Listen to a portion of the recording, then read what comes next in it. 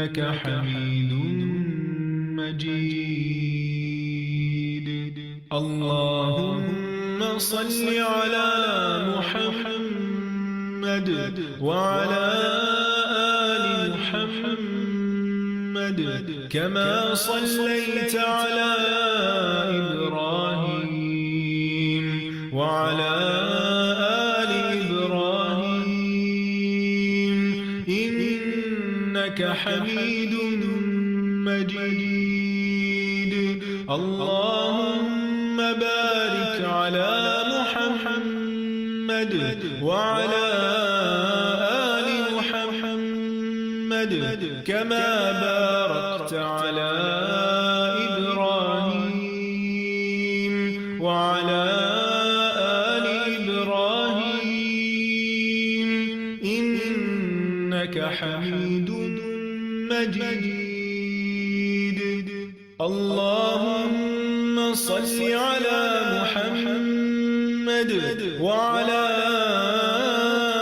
آل محمد كما صليت على إبراهيم وعلى آل إبراهيم إنك حميد مجيد. اللهم بارك على محمد وعلى آل محمد كما باركت على إبراهيم وعلى آل إبراهيم إنك حميد مجيد. اللهم صل على محمد وعلى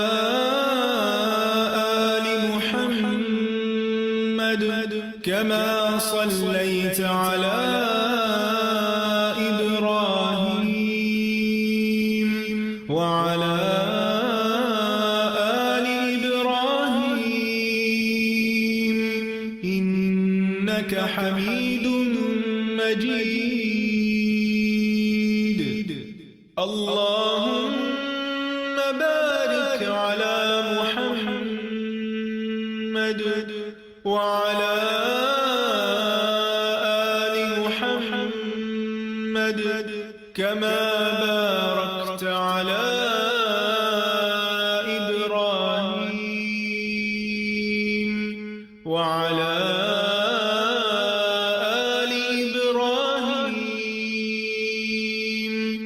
إنك حميد مجيد.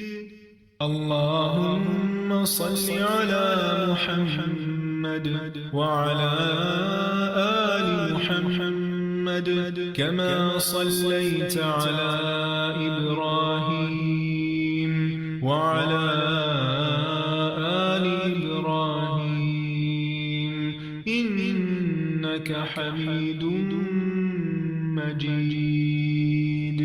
اللهم بارك على محمد وعلى آل محمد كما باركت على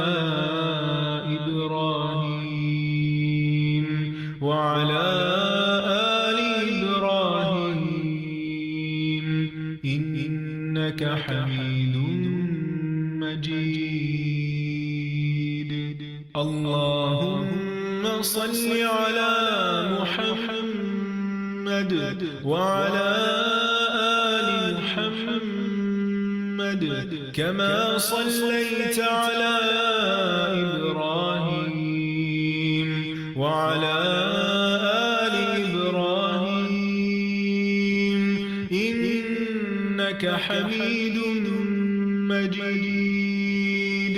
اللهم بارك على محمد وعلى آل محمد كما باركت على إبراهيم وعلى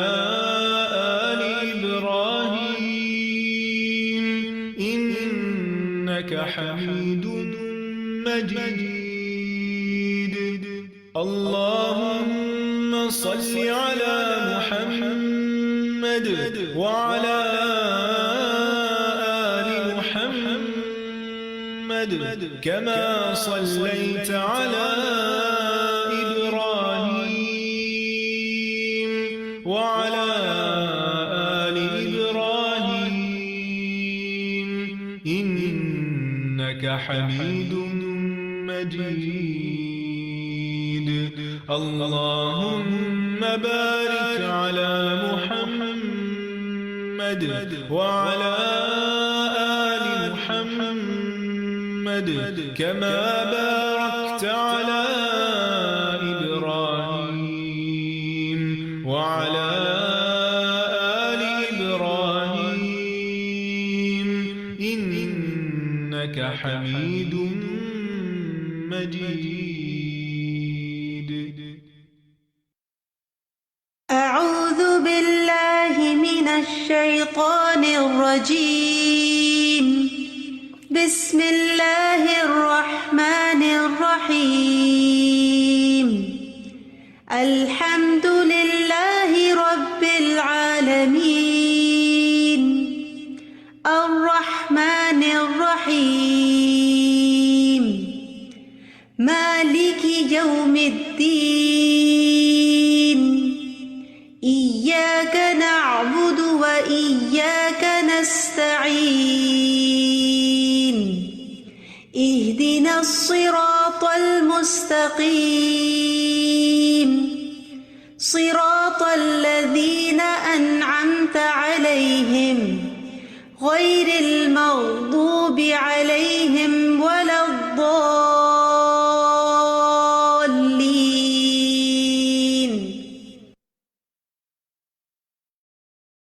السلام علیکم ورحمۃ اللہ وبرکاتہ. وعلیکم السلام. وعلیکم السلام ورحمۃ اللہ وبرکاتہ. ریاض الصالحین کورس میں آپ سب کو خوش آمدید. آپ میں سے بہت سارے لوگوں نے اپنا اسائنمنٹ کر لیا ہے اور کچھ لوگوں کا بھی رہتا ہے. اسائنمنٹ کے بارے میں ہم انشاءاللہ کلاس کے اینڈ پہ بات کریں گے تاکہ اگر کوئی بھی کویسچن آپ کے ذہن میں آ رہا ہے تو ہم اس کو آنسر کر سکیں. ہماری لاسٹ کلاس میں ہم نے پڑھے تھے نیکی کے اعمال کا ذکر. کچھ ایسے اعمال جو مختلف قسم کے ہمیں پتہ چلتے ہیں جو کہ ہمیں کرتے رہنا چاہیے بار بار. اس کا ایک ہوم ورک بھی دیا گیا تھا. کچھ لوگوں نے اس ہوم ورک کو کر کے گروپس میں بھی بھیجا اور بہت اچھا ہوم ورک کیا ماشاءاللہ سب نے. ایک سوال ہمارا لاسٹ میں یہ تھا لاسٹ کلاس کا کہ ہم نے پڑھا کہ اچھی بات کہنا بھی صدقہ ہے. ہم نے یہ کہا تھا کہ نیکسٹ کلاس میں ہم انشاءاللہ یہ ڈسکس کریں گے کہ وہ اچھی باتیں کیا کیا ہو سکتی ہیں. تو آپ لوگوں نے اس کے بارے میں سوچا کچھ؟ کیونکہ یہ بھی صدقہ ہے.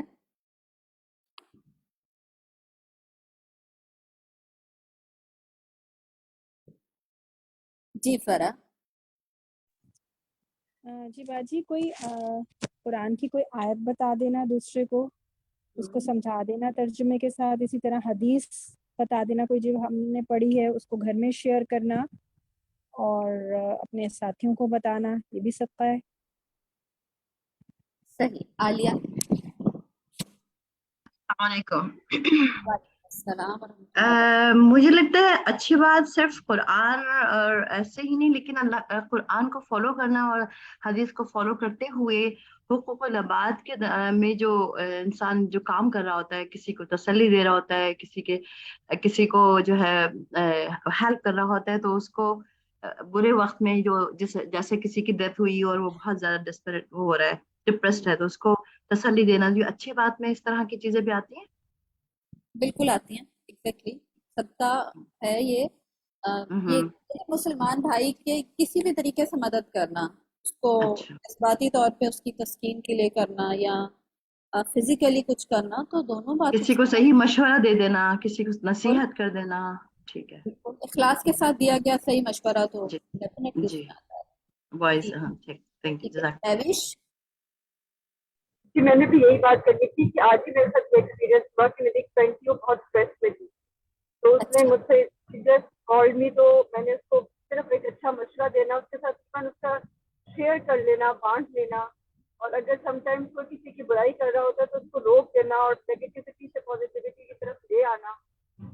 یہ بھی مطلب صدقہ ہے کہ آپ لوگوں کو ڈپریشن سے نکال لیں. کوئی اپنا دکھ شیئر کرنا چاہتا ہے تو اس کے دکھ کو شیئر کر لیں اور آگے نہ بتائیں, مطلب کانفیڈنٹ بن جانا. اور ہمیشہ بینگ دیئر, کہ کوئی آپ کو کال کرے گا تو اس کو یہ احساس کرنا کہ she be there and she can listen to me. یہ بھی ایک ایسا ہونا, آپ کی پرسنالٹی ایسا ہونا, یا کسی کے بات کی اچھی کر دینا, یہ اس طرح کے شیئر کرنا. مطلب صرف قرآن اور حدیث نہیں, یہ تو مطلب سن بھی سکتے ہیں سب لوگ, لیکن مسئلہ یہ ہوتا ہے کہ ہم لوگ عملی طور پہ اس کو کر کے نہیں دکھا رہے ہوتے. صحیح جب تک ہم صحیح کریں گے. ٹھیک. اور آپ کچھ اور کہنا چاہ رہی ہیں؟ جی باجی, میں یہ کہنا چاہ رہی تھی کہ جیسے ہم ایک برائی اور اچھائی کی بات ہے, کوئی اچھی بات یا بری بات, تو ہم اس میں جو دیوار کھڑی کرتے ہیں, ڈفرینس کرتے ہیں, وہ قرآن اور حدیث کو ہی ہم تھامیں گے اور پکڑتے ہیں نا, تو پھر ہمیں پتہ چلتا ہے کہ یہ بات اچھی ہے. اگر ہم کچھ سال پہلے سے اپنے دیکھیں, جیسے میں نے پہلے بھی کہا تھا, تو ایک ہمیں زمانہ جہالیت کا سا تصور جیسے آتا ہے, جب انسان کو پتہ نہیں ہوتا کہ اس کے حقوق کیا ہیں, دوسروں کے فرائض کیا ہیں, اپنے فرائض کیا ہیں, دوسروں کے حق کیا ہیں. جو ہم حقوق اور فرائض کا جو ہم لین دین کرتے ہیں ایک دوسرے سے اور دیتے ہیں, تو ہمیں بالکل جو صحیح, ہم جب قرآن اور سنت کی روشنی میں ان حقوق اللہ کا تو ہمیں پتہ ہوتا ہے, لیکن حقوق العباد بھی ہم اس وقت ہی صحیح کرتے ہیں جب ہم سنت کو لے کے چلتے ہیں. صحیح. اچھا دیکھیں, جو ورڈ یوز ہوا نا وہ ہے معروف, کل معروف صدقہ. جو معروف کا لفظ ہے نا وہ دو طریقے سے اپلائی ہوتا ہے. یعنی علماء کرام نے جب اس کو ڈیٹیل میں پڑھا تو انہوں نے اس کو دو طریقے سے سمجھا اور ہمیں سمجھایا. ایک تو معروف وہ چیز ہے جو شریعت سے ثابت ہو, جو آپ کے والا پوائنٹ ہے, اور دوسری معروف وہ چیز ہے جو عقل سے جس کا ثبوت ملتا ہے, جس کو ہماری عقل جس سے قائل ہوتی ہے, ہماری عقل سمجھ کے مطابق جو بات آتی ہے وہ بھی معروف میں شامل ہوتی ہے. تیسری اس میں وہ چیز بھی آتی ہے ایکچولی جو اس علاقے کے مطابق معروف ہو, یعنی اس علاقے میں زیادہ ایکسیپٹیبل ہو, زیادہ قبول کی جاتی ہو. تو یہ ساری کی ساری چیزیں معروف میں آتی ہیں.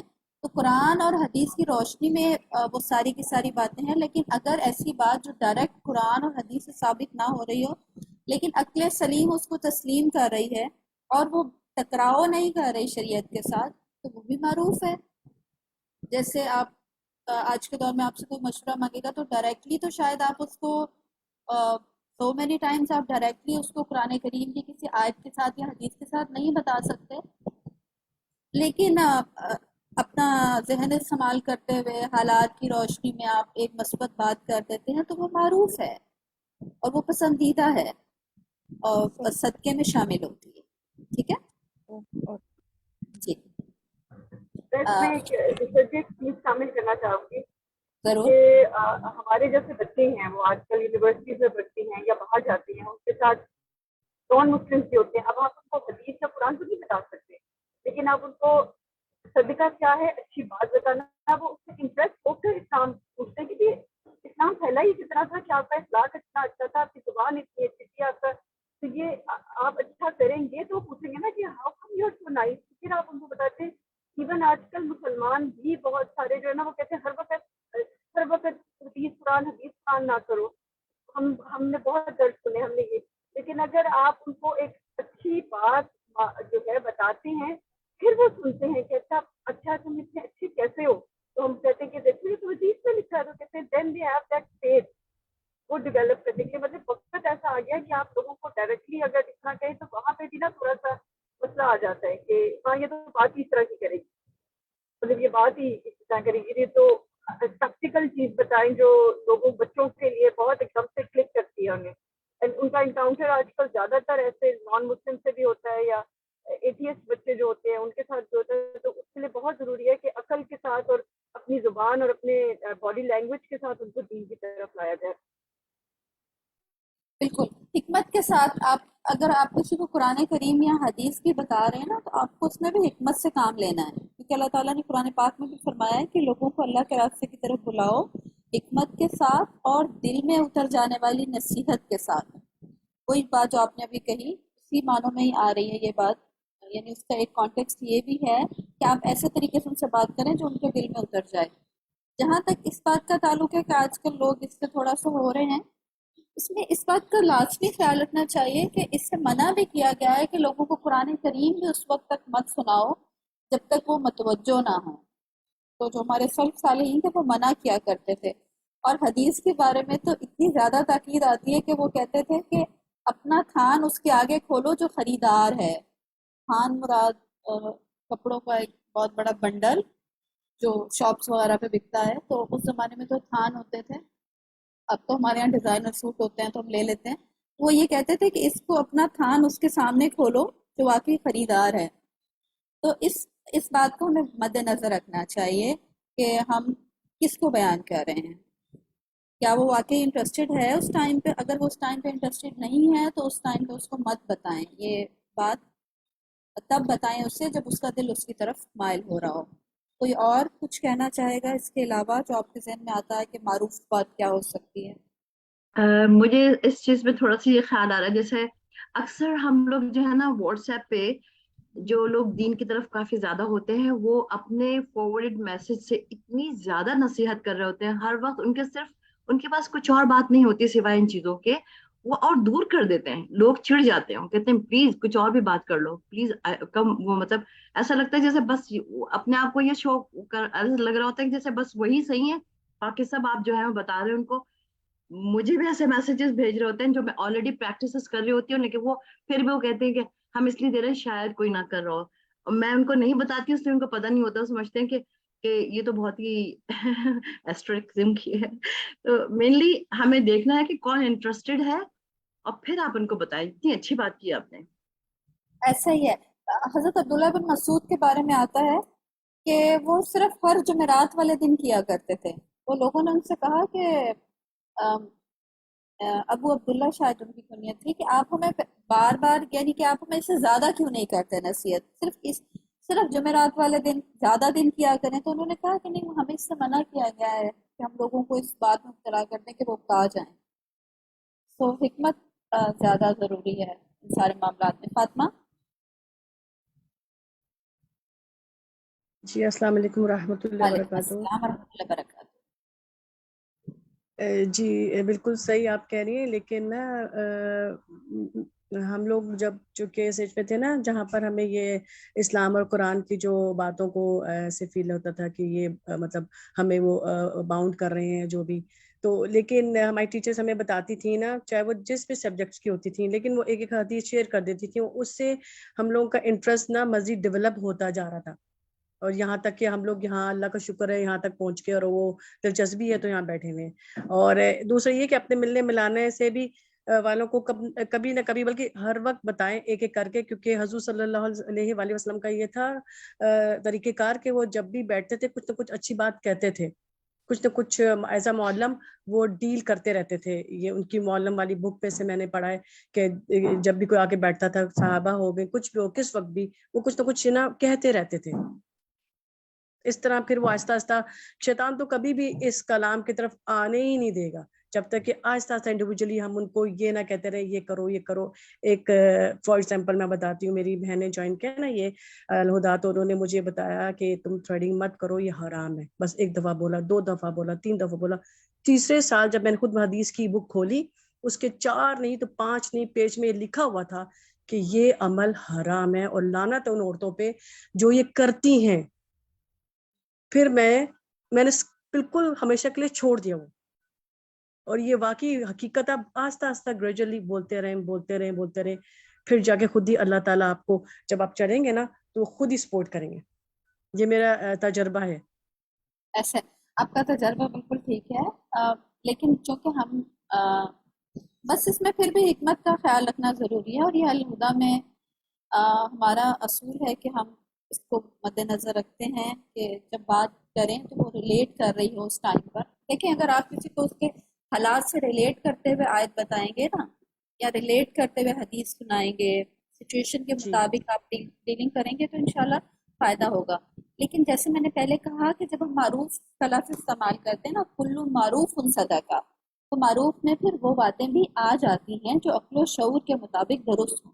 اگر آپ کسی کو عقل و شعور کے مطابق کوئی درست بات بتاتے ہیں تو اس میں آئے گی، اس صدقے میں آئے گی. جیسے آپ کسی کو کھانا بنانے کا کوئی خاص طریقہ بتا دیتے ہیں، معروف بات ہے. کوئی کپڑوں کی ڈیزائننگ کے بارے میں آپ مشورہ دے دیتے ہیں، صفائی کے بارے میں دے دیتے ہیں. تو بہت ساری ایسی چیزیں جو ہم سے ریلیٹ کر رہی ہیں اور جو علم نافع میں شامل ہو جاتا ہے کہ دوسرے کو اس سے فائدہ ہو، ایسی کوئی بھی بات کسی کو بتانا پھر معروف میں آ جائے گا.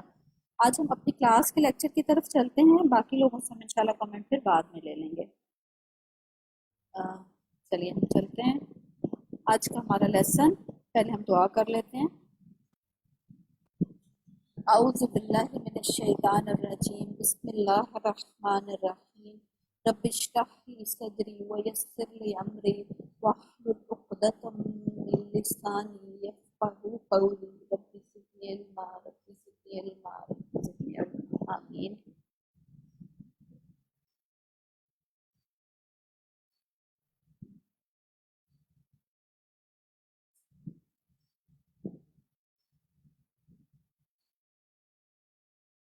نحمده ونصلي على رسوله الكريم، اما بعد، فاعوذ بالله من الشيطان الرجيم. بسم الله الرحمن الرحيم. رب اشرح لي صدري ويسر لي امري واحلل عقدة من لساني يفقهوا قولي. ربنا زدنا علما. اس وقت 13واں باب میرے سامنے ہے، فی بیان کثرت طرق الخیر، نیکیوں کے بہت سے راستوں یا طریقوں کے بارے میں کہ کس کس طریقے سے نیکی کی جا سکتی ہے. اس میں بہت سی چیزیں تو آپ پڑھ چکے ہیں. آج ہم اس باب کی 19ویں حدیث سے ابتدا کریں گے. عن جابر عنہ قال قال رسول اللہ صلی اللہ علیہ وسلم ما من مسلم يغرس غرسا الا كان ما اكل منه له صدقه وما سرق منه له صدقه ولا يزرعه احد الا كان له صدقه. رواه مسلم. وفي رواية له فلا يغرس المسلم غرسا فيأكل منه انسان ولا دابة ولا طير الا كان له صدقة الى يوم القيامة. وفي رواية له لا يغرس المسلم غرسا ولا يزرع زرعا فيأكل منه انسان ولا دابة ولا شيء إلا كانت له صدقة. وروياه جميعا من رواية انس رضی اللہ عنہ. حضرت جابر سے روایت ہے، حضور صلی اللہ علیہ وسلم نے فرمایا، مسلمان جو درخت لگاتا ہے تو جو کچھ اس سے پھل کھایا جاتا ہے اس کے لیے صدقہ ہے، اور جو اس سے چوری کر لیا جائے وہ بھی اس کے لیے صدقہ ہے، اور جو کوئی اسے نقصان پہنچائے اس کا بھی اس کے لیے صدقہ ہے. یہ مسلم کی روایت ہے، اور مسلم ہی کی ایک اور روایت میں ہے، مسلمان کوئی ایسا درخت نہیں اگاتا جس سے انسان یا جانور یا پرندے کھائیں مگر وہ اس کے لیے قیامت کے دن تک صدقہ ہے. اور مسلم کی ایک اور روایت میں ہے، مسلمان جو بھی درخت اگائے اور جو بھی کھیتی کرے پھر اس سے انسان کھائے یا کوئی جانور کھائے یا کوئی اور چیز کھائے تو یہ اس کے لیے صدقہ ہے. اور بخاری اور مسلم نے اس حدیث کو حضرت انس رضی اللہ تعالی عنہ سے بھی روایت کیا ہے. تو گویا اس حدیث میں پہلی بات ہمیں یہ ملی کہ نیکی کے بہت سے طریقے ہیں، جیسا کہ اس باب کے عنوان سے بھی ظاہر ہے، اور ان طریقوں میں ایک طریقہ درخت لگانا بھی ہے. یہ بہت سے بینرز اور بہت سے ایسے سلوگنز پڑھے ہوں گے جس میں یہ بات بڑے زور شور سے کہی جاتی ہے کہ درخت لگانا صدقہ ہے یا نیکی کا کام ہے یا اسی قسم کی اور باتیں.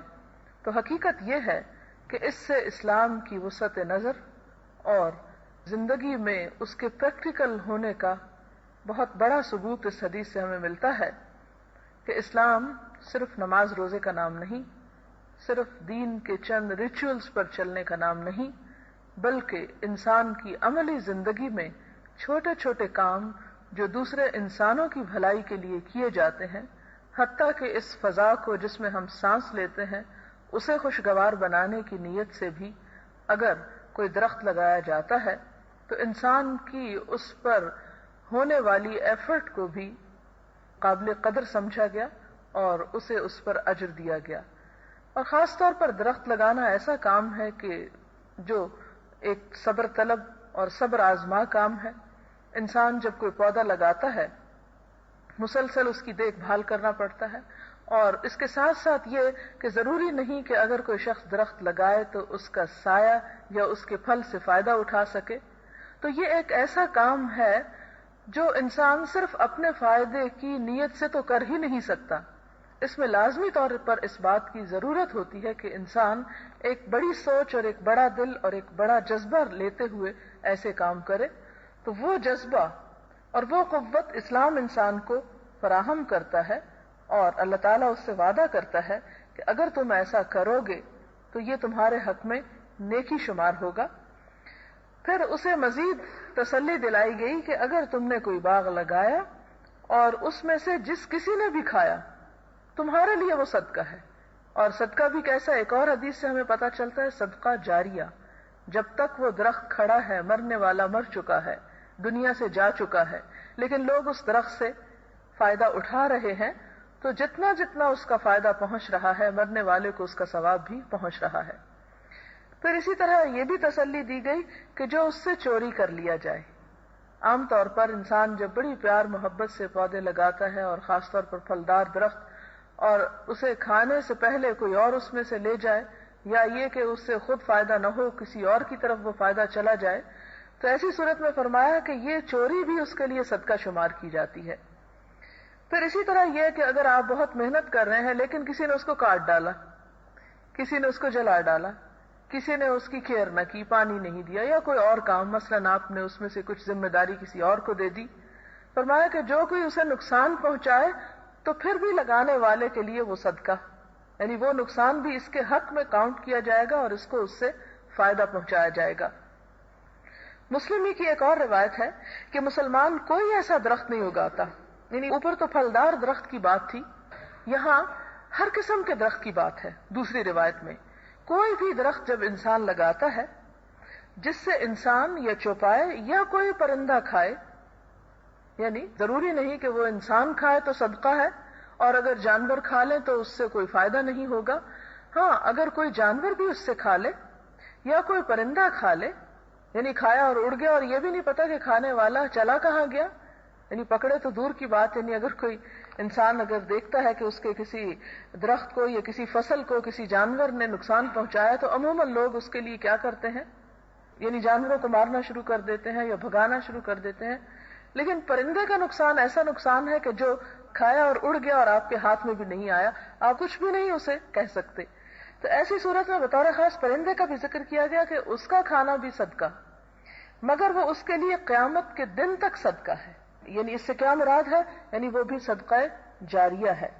اور مسلم کی ایک اور روایت میں ہے کہ مسلمان جو بھی درخت لگائے اور جو بھی کھیتی لگائے، مراد یہ نہیں کہ اس درخت کے لفظ سے کوئی یہ سمجھے کہ چونکہ لفظ ٹری آ رہا ہے اس لیے صرف درخت لگانے میں صدقہ ہے، کیونکہ ہم جب دین کو پڑھتے ہیں تو بہت تنگ نظر ہو جاتے ہیں اور صرف ان الفاظ کو لے کر سمجھتے ہیں کہ دین صرف یہ ہے. تو اسی ذہنیت کی تردید کرتے ہوئے فرمایا کہ کوئی کھیت بھی لگا دے، ٹھیک ہے بڑا درخت نہیں لگایا لیکن کوئی اور چیز لگائی ہے، اور پھر اس سے کوئی انسان کھا جائے یا کوئی جانور کھا جائے یا کوئی اور چیز لے جائے، اس میں سے کوئی بھی چیز. اب دیکھیں کہ بعض اوقات زمین کے کیڑے ہی اس کو کھانا شروع کر دیتے ہیں، وہی اس کو اپنی خوراک بنا لیتے ہیں، اور بعض اوقات ایسے چانسز نہیں ہوتے کہ انسان کے پاس ایسی فیسلٹیز ہوں کہ اسپرے کر سکے یا کچھ. انسان تکلیف محسوس کرتا ہے کہ اتنی محنت سے لگایا ہوا پودا اسے کیڑے کھا رہے ہیں. تو انسان کو حوصلہ دیا کہ مومن ہوتے ہوئے کسی چیز میں بھی مایوسی کی ضرورت نہیں. اگر ایک پہلو نہیں تو دوسرا، دوسرا نہیں تو تیسرا. اگر تمہاری نیت درست ہے تو اللہ کی نظر میں تمہاری کوشش رائے گاہ نہیں جائے گی. کوئی بھی چیز اس کو کھا لے، یعنی اس سے مراد کسی بھی طریقے کا نقصان ہے، تو یہ سب درخت لگانے والے کے لیے، کھیت اگانے والے کے لیے صدقہ ہے. اور یہ صحیح حدیث ہے کیونکہ اسے بخاری اور مسلم نے بھی روایت کیا ہے، لیکن وہاں پر راوی جابر نہیں ہے بلکہ حضرت انس رضی اللہ تعالیٰ عنہ ہیں. اگلی حدیث بھی حضرت جابر ہی سے روایت ہے. کہتے ہیں کہ بنو سلمہ نے اپنی جگہ سے مسجد کے نزدیک منتقل ہونے کا ارادہ کیا کہ ہم وہاں گھر لے لیتے ہیں. تو رسول اللہ صلی اللہ علیہ وسلم کو یہ بات پہنچی تو آپ نے ان سے ارشاد فرمایا، مجھے یہ خبر پہنچی ہے کہ تم مسجد کے قریب منتقل ہونے کا ارادہ رکھتے ہو. تو انہوں نے عرض کیا، ہاں یا رسول اللہ، ہم نے تو یہ ارادہ کیا ہے. تو فرمایا اے بنو سلمہ اپنے ان گھروں میں ہی رہو, تمہارے قدموں کے نشانات لکھے جا رہے ہیں. تو گویا مسجد میں پہنچ کر نماز پڑھنا ہی ایک نیکی نہیں, بلکہ مسجد تک پہنچنے کے لیے ہر ایفرٹ وہ بھی ایک نیکی ہے. اور فرمایا کہ قدموں کے نشان لکھے جا رہے ہیں. نشان لکھے جانے سے مراد کیا ہے کہ جس طرح سورۃ یاسین میں آپ پڑھتے ہیں کہ جو کچھ انسان پیچھے چھوڑ رہا ہے وہ اس کے لیے ہم لکھ رہے ہیں. نکتب ما قدموا وآثارہم, ان کے آثار بھی لکھ رہے ہیں. تو یہ فٹ پرنٹس جو ہیں ان کو بھی ہم نوٹ کر رہے ہیں کہ ایک شخص نے کتنے اٹھائے اور وہاں تک پہنچا اور کتنے اٹھا کر وہاں سے واپس لوٹا. ایک اور روایت میں ہے بے شک ہر قدم کے بدلے ایک درجہ بلند ہوتا ہے. اسے مسلم نے روایت کیا, بخاری نے بھی اسی کے ہم معنی حضرت انس سے روایت کیا. اور اگلی حدیث حضرت ابی ابن کعب سے ہے, ان کی کنیت ہے ابو المنذر رضی اللہ عنہ. فرماتے ہیں کہ ایک آدمی تھا, میرے علم میں مسجد سے دور اس سے زیادہ کوئی آدمی نہ تھا, یعنی سب سے زیادہ دور رہتا تھا, لیکن اس کی کوئی نماز جماعت سے نہیں جاتی تھی. میں نے اس سے کہا اگر تم گدھا خرید لو جس پر تاریکی اور گرمی میں سوار ہو کر آؤ تو کتنا اچھا ہو. کہنے لگا کہ میرا گھر مسجد کے پہلو میں ہو یہ مجھے اچھا نہیں لگتا. میں چاہتا ہوں کہ میرے گھر سے مسجد کی طرف چل کر آنا اور اپنے گھر والوں کی طرف لوٹ کر جانا یہ سب اجر کے طور پر میرے لیے لکھا جائے. تو رسول اللہ صلی اللہ علیہ وسلم نے فرمایا اللہ تعالیٰ نے تیرے لیے یہ سب کچھ جمع فرما دیا. اب یہاں پر دو باتیں ہمیں بہت اہم پتہ چلتی ہیں. پہلی بات تو یہ کہ ایک شخص کے یہ جذبات ہیں, یہ محبت ہے, اور وہ ایک ایک قدم پر اور ہر اس تکلیف اور مشقت پر جو وہ اللہ کے گھر جانے کے لیے اٹھاتا ہے اس پر وہ اجر لینا چاہتا ہے. دوسرا اس کا ساتھی اس کو مشورہ دیتا ہے کہ اپنے اس کام کو آسان بنانے کے لیے تم کوئی سواری خرید لو, لیکن وہ پھر بھی یہ کہتا ہے کہ نہیں میں چاہتا ہوں کہ میں چل کر آؤں تو مجھے اس کا ثواب زیادہ پہنچے. جب حضور صلی اللہ علیہ وسلم کو اس کی اس نیت اور اس جذبے اور اس بات کا علم ہوا تو آپ نے فرمایا اللہ تعالیٰ نے تیرے لیے سب کچھ جمع فرما دیا ہے. مراد یہ کہ یعنی یہ بڑا ذو معنی جملہ ہے, قد جمع اللہ لک ذالک کلہ. ذو معنی کس معنی میں؟ ایک معنی تو اس سے یہ نکلتا ہے کہ تمہارے ہر قدم پر تمہارے لیے ثواب ہے. دوسرا معنی اس سے یہ نکلتا ہے کہ تمہاری اس نیت پر تمہارے لیے ثواب ہے, خواہ تم پیدل آؤ یا گدھے پر سوار ہو کر آؤ. کیوں؟ اس سے اگر بظاہر نظر میں دیکھا جائے تو یوں محسوس ہوتا ہے جیسے گدھے پہ یا کسی سواری پہ آنے کی نسبت پیدل آنا جو ہے وہ زیادہ ثواب ہے, اور انسان اگر صرف اس کام ہی کو ثواب سمجھ لے تو دنیا کے باقی سب کام چھوڑ کر صرف پیدل چل کے جائے اور واپس آئے اور دن یہیں پر پورا کر دے تو یہ بھی نیکی کا کوئی اچھا تصور نہیں ہے. اگرچہ اس کے اس فعل پر اس کو ثواب ہے اس لیے کہ ہو سکتا ہے اس کی اور کوئی ایسی مجبوری نہ ہو اور وہ اتنا وقت جو ہے افورڈ کر سکتا ہو, لیکن جیسا کہ آپ دیکھتے ہیں اور جانتے ہیں کہ دین میں اذیت پہنچا کر ثواب حاصل کرنا یہ کوئی نیکی کا کام نہیں ہے.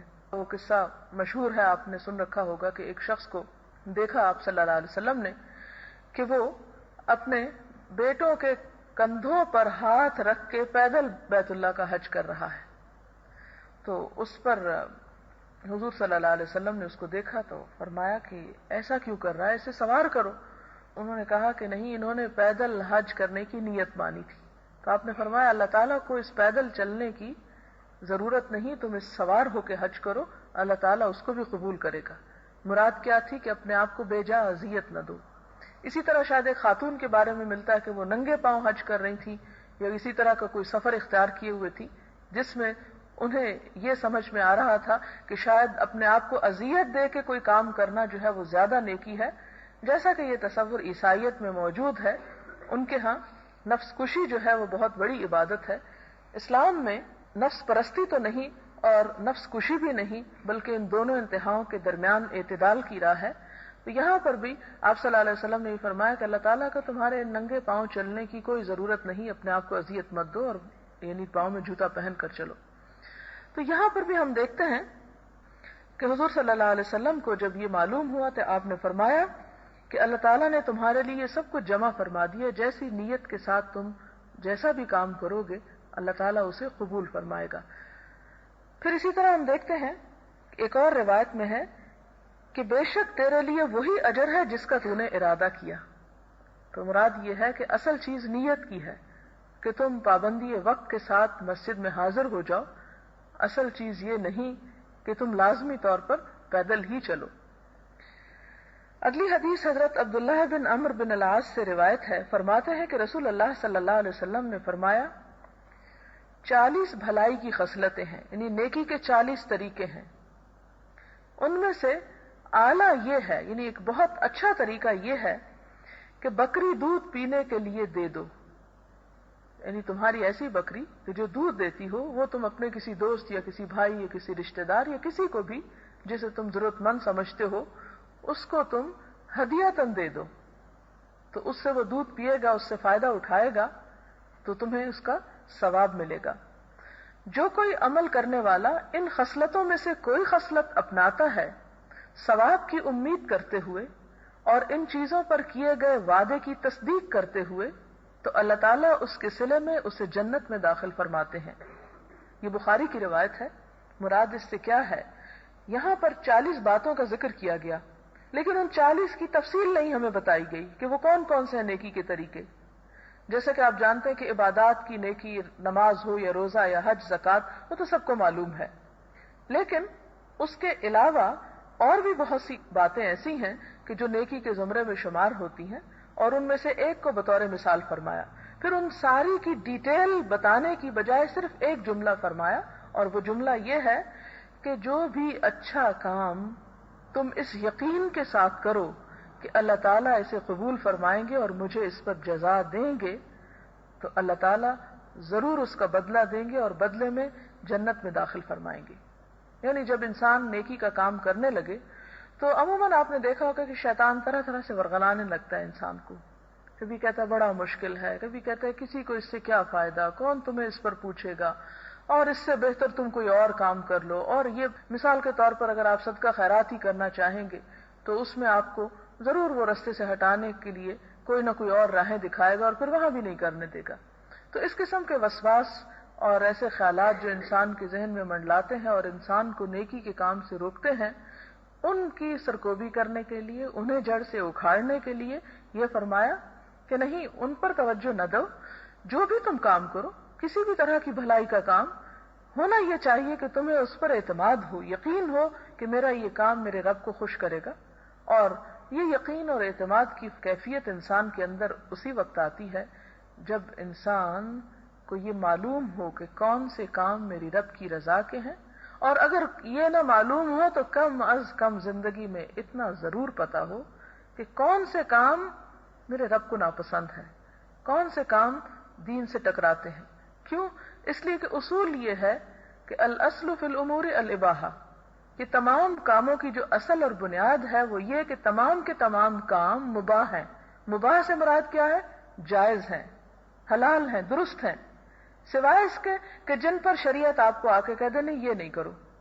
لہذا آپ اگر کسی کو دیکھتے ہیں کہ اس نے کوئی بوجھ اٹھایا ہوا اور آپ آگے بڑھ کر اس کا بوجھ اٹھا لیتے ہیں، تو اگر آپ تلاش کرنے بیٹھے کہ کوئی حدیث مجھے ملے جس میں یہ لکھا ہو کہ کسی کا بوجھ اٹھانا صدقہ ہے یا نیکی ہے، تو شاید آپ کو اس میں نہ ملے. ایسی صورت میں آپ کہے میں نے تو اپنا وقت ضائع کیا کسی کی مدد کر کے. نہیں، ایسی بات نہیں. ہر وہ کام جس پر تم سمجھو کہ اس سے کسی بھی ذی روح کو فائدہ پہنچتا ہے اور اس فائدے میں اللہ تعالیٰ کی ناراضگی نہیں. مثال کے طور پر اگر کوئی شخص چوری کرنا چاہتا ہے اور آپ کہیں کہ چلے میں اس کو اپنی گاڑی دے دیتا ہوں تاکہ وہ آسانی سے کر سکے، تو یہ نیکی نہیں ہوگی، بلکہ اس کی روح کو سمجھتے ہوئے کہ اس میں بظاہر کوئی برائی کا پہلو نظر نہیں آتا. تو ایسے میں جو بھی کام اچھی نیت کے ساتھ انسان کرے تو اسے یکسوئی کے ساتھ جم کر اعتماد سے کرتے چلے جانا چاہیے. کیوں؟ یہ یقین اسے کروائے گا کہ میرا رب اس کام کو پسند کرتا ہے. اور ہر کام میں جب شک آ جائے، یہ کروں یا نہ کروں، معلوم نہیں اچھا ہے یا نہیں، یہ کیسا ہے، یہ وہ کیسا ہے، نہیں، اس کیفیت کو انسان کو اپنے اندر سے دور کر کے یکسوئی کے ساتھ کرنا ہوگا. اور یہ اسی صورت میں ہوگی جتنا جتنا آپ کا علم بڑھتا چلا جائے گا، جتنا جتنا آپ دین کی روح سے آپ قریب ہوتے چلے جائیں گے، آپ دیکھیں گے کہ اعتماد اور سکون کی کیفیت میں اضافہ ہوتا چلا جائے گا. اس کی وجہ کیا ہے کہ آپ کو دین کی ایک وسعت کا اندازہ ہوگا، دین میں ایک یقین کی کیفیت دل میں پیدا ہوگی، جس کی وجہ سے آپ پھر نیکی کے کام کو ہلکا سمجھ کے نہیں چھوڑیں گے. جیسا کہ ایک جگہ پر آپ نے فرمایا کہ لا تحتقرن من المعروف شیئا ولو ان تلقى اخاك بوجه طلق، کہ نیکی کے کسی چھوٹے سے کام کو بھی حقیر مت سمجھنا.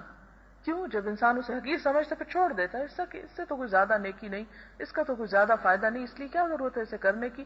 نہیں، اگرچہ وہ تمہارا اپنے بھائی کے لیے مسکرانا ہی کیوں نہ ہو، تو وہ مسکرانا بھی تمہارے لیے نیکی شمار ہوگا. لیکن نیکی کب ہوگا؟ جب تمہارے اندر یہ یقین ہوگا کہ یہ نیکی ہے، اس میں کوئی برائی نہیں ہے.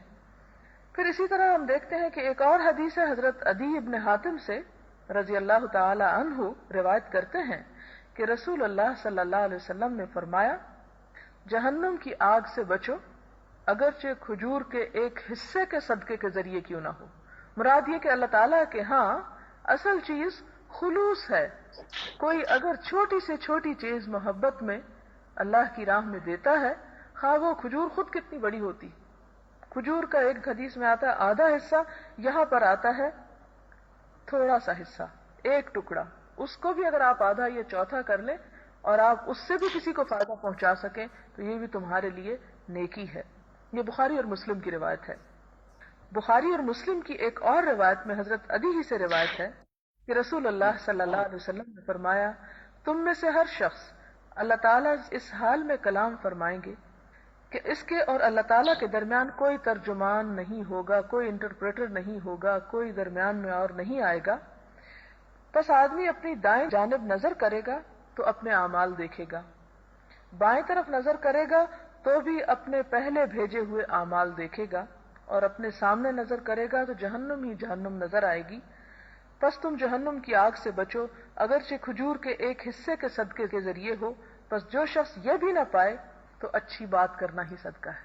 یعنی اگر اتنی بھی توفیق نہ ہو اور کسی شخص کے پاس بالکل مال نہ ہو، اس کے اپنے کھانے کے بعد کچھ بھی نہ بچتا ہو، تو کم از کم وہ اتنا ضرور کرے کہ کسی کے ساتھ اچھے طریقے سے بات ہی کرے، کسی کو کوئی اچھا مشورہ دے، کسی کو کوئی اچھا کام یا کوئی اچھی راہ دکھائے، کسی کو کوئی اچھی بات سکھا دے. تو یہ بھی انسان کے لیے صدقہ ہے. اور آپ دیکھیں کہ بولنا سب سے آسان کام ہوتا ہے. اسی لیے اس کو یہ رکھا کہ اور کچھ نہیں کر سکتے تو پھر اچھا بول ہی بول دو. یہ انسان اگر ہاتھ پاؤں بھی نہیں ہلا سکتا، چل پھر بھی نہیں سکتا، مال بھی نہیں دے سکتا، کچھ نہیں کر سکتا، بالکل وہ مفلوج ہے، لیکن اس کی زبان حرکت کر رہی، فرمایا اس زبان ہی کی حرکت سے تم کوئی نیکی کما لو.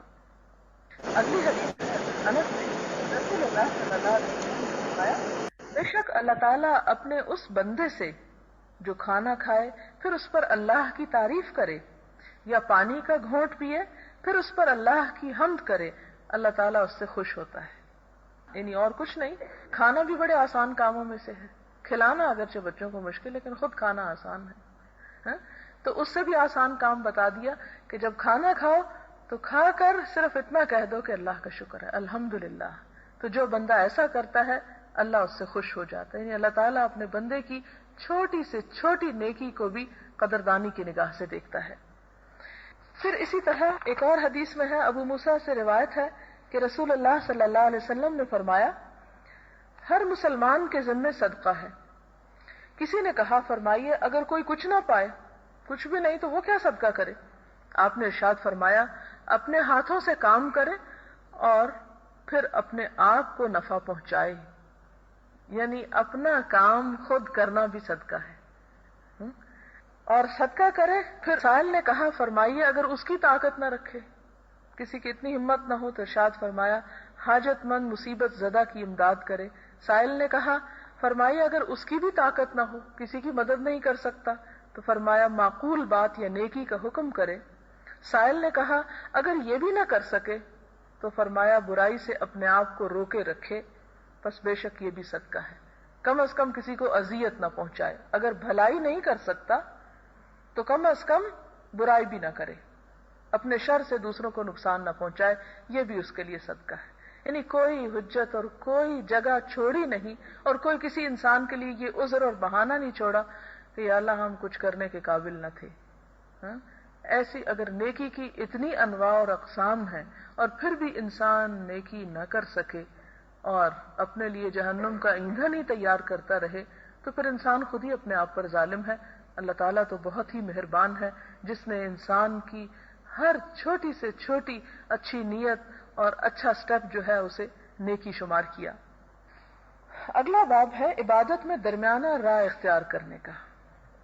سورۃ طٰہٰ میں ارشاد ہے طٰہٰ ما انزلنا علیک القرآن لتشقی، طٰہٰ ہم نے قرآن اس لیے نہیں اتارا کہ تجھے مشقت میں ڈال دیں۔ یہ حضور صلی اللہ علیہ وسلم کو خطاب ہے کہ قرآن پاک ظاہر ہے کہ جب آپ پر وحی نازل ہو رہی تھی اور اس کے بتانے کی وجہ سے آپ پر طرح طرح کی مصیبتیں آ رہی تھی، اور ان مصیبتوں کی پرواہ نہ کرتے ہوئے بھی آپ صلی اللہ علیہ وسلم گھلے چلے جا رہے تھے کہ کسی طرح انسانیت ہدایت پا جائے، اور اس کے لیے آپ صلی اللہ علیہ وسلم کے بارے میں سورۃ الکہف میں اللہ تعالیٰ ارشاد فرماتے ہیں فَلَعَلَّكَ بَاخِعٌ نَفْسَكَ عَلَىٰ آثَارِهِمْ إِن لَّمْ يُؤْمِنُوا بِهَٰذَا الْحَدِيثِ أَسَفًا، شاید کہ آپ اپنے آپ کو گھلا ڈالیں اس غم میں افسوس کر کر کے کہ لوگ یہ بات مانتے کیوں نہیں۔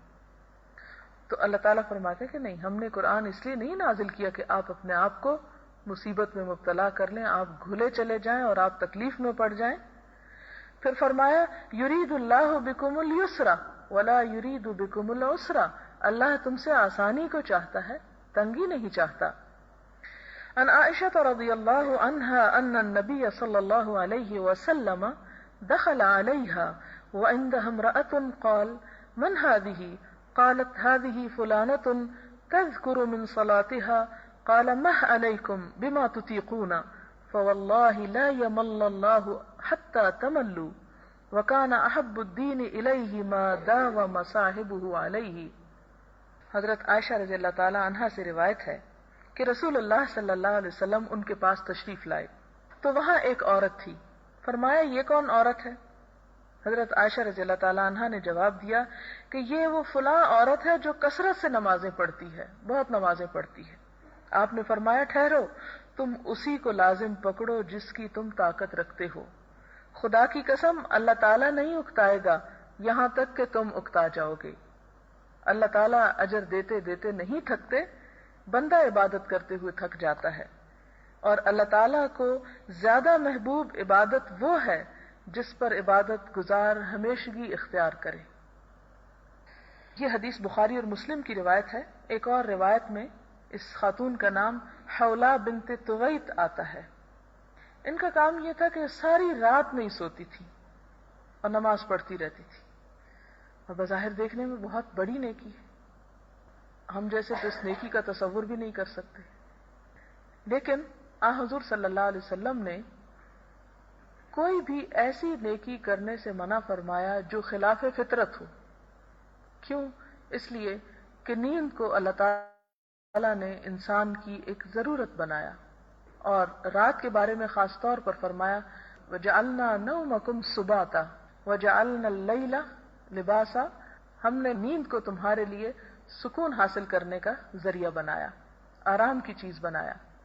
اب اگر انسان اللہ تعالیٰ کی اس نعمت سے فائدہ نہیں اٹھاتا اور سونے کی بجائے صرف جاگتا رہتا ہے تو یہ ناشکری میں شامل ہو جاتا ہے۔ وہ جاگ کر اگر کوئی شخص اللہ کی عبادت بھی کرتا چلا جائے اور مستقل ایسا کرے تو وہ چیز بھی ناپسندیدہ ہے۔ اس کا یہ مطلب نہیں کہ رات کو اٹھنا ہی ناپسندیدہ ہے یا جاگنا ہی کسی بھی صورت میں ناپسندیدہ ہے، نہیں، اپنے فرائض کی ادائیگی کے بعد اور اللہ کا قرب حاصل کرنے کے لیے کچھ نوافل کی ادائیگی کے بعد باقی رات میں سونا جو ہے وہ نہایت ضروری ہے۔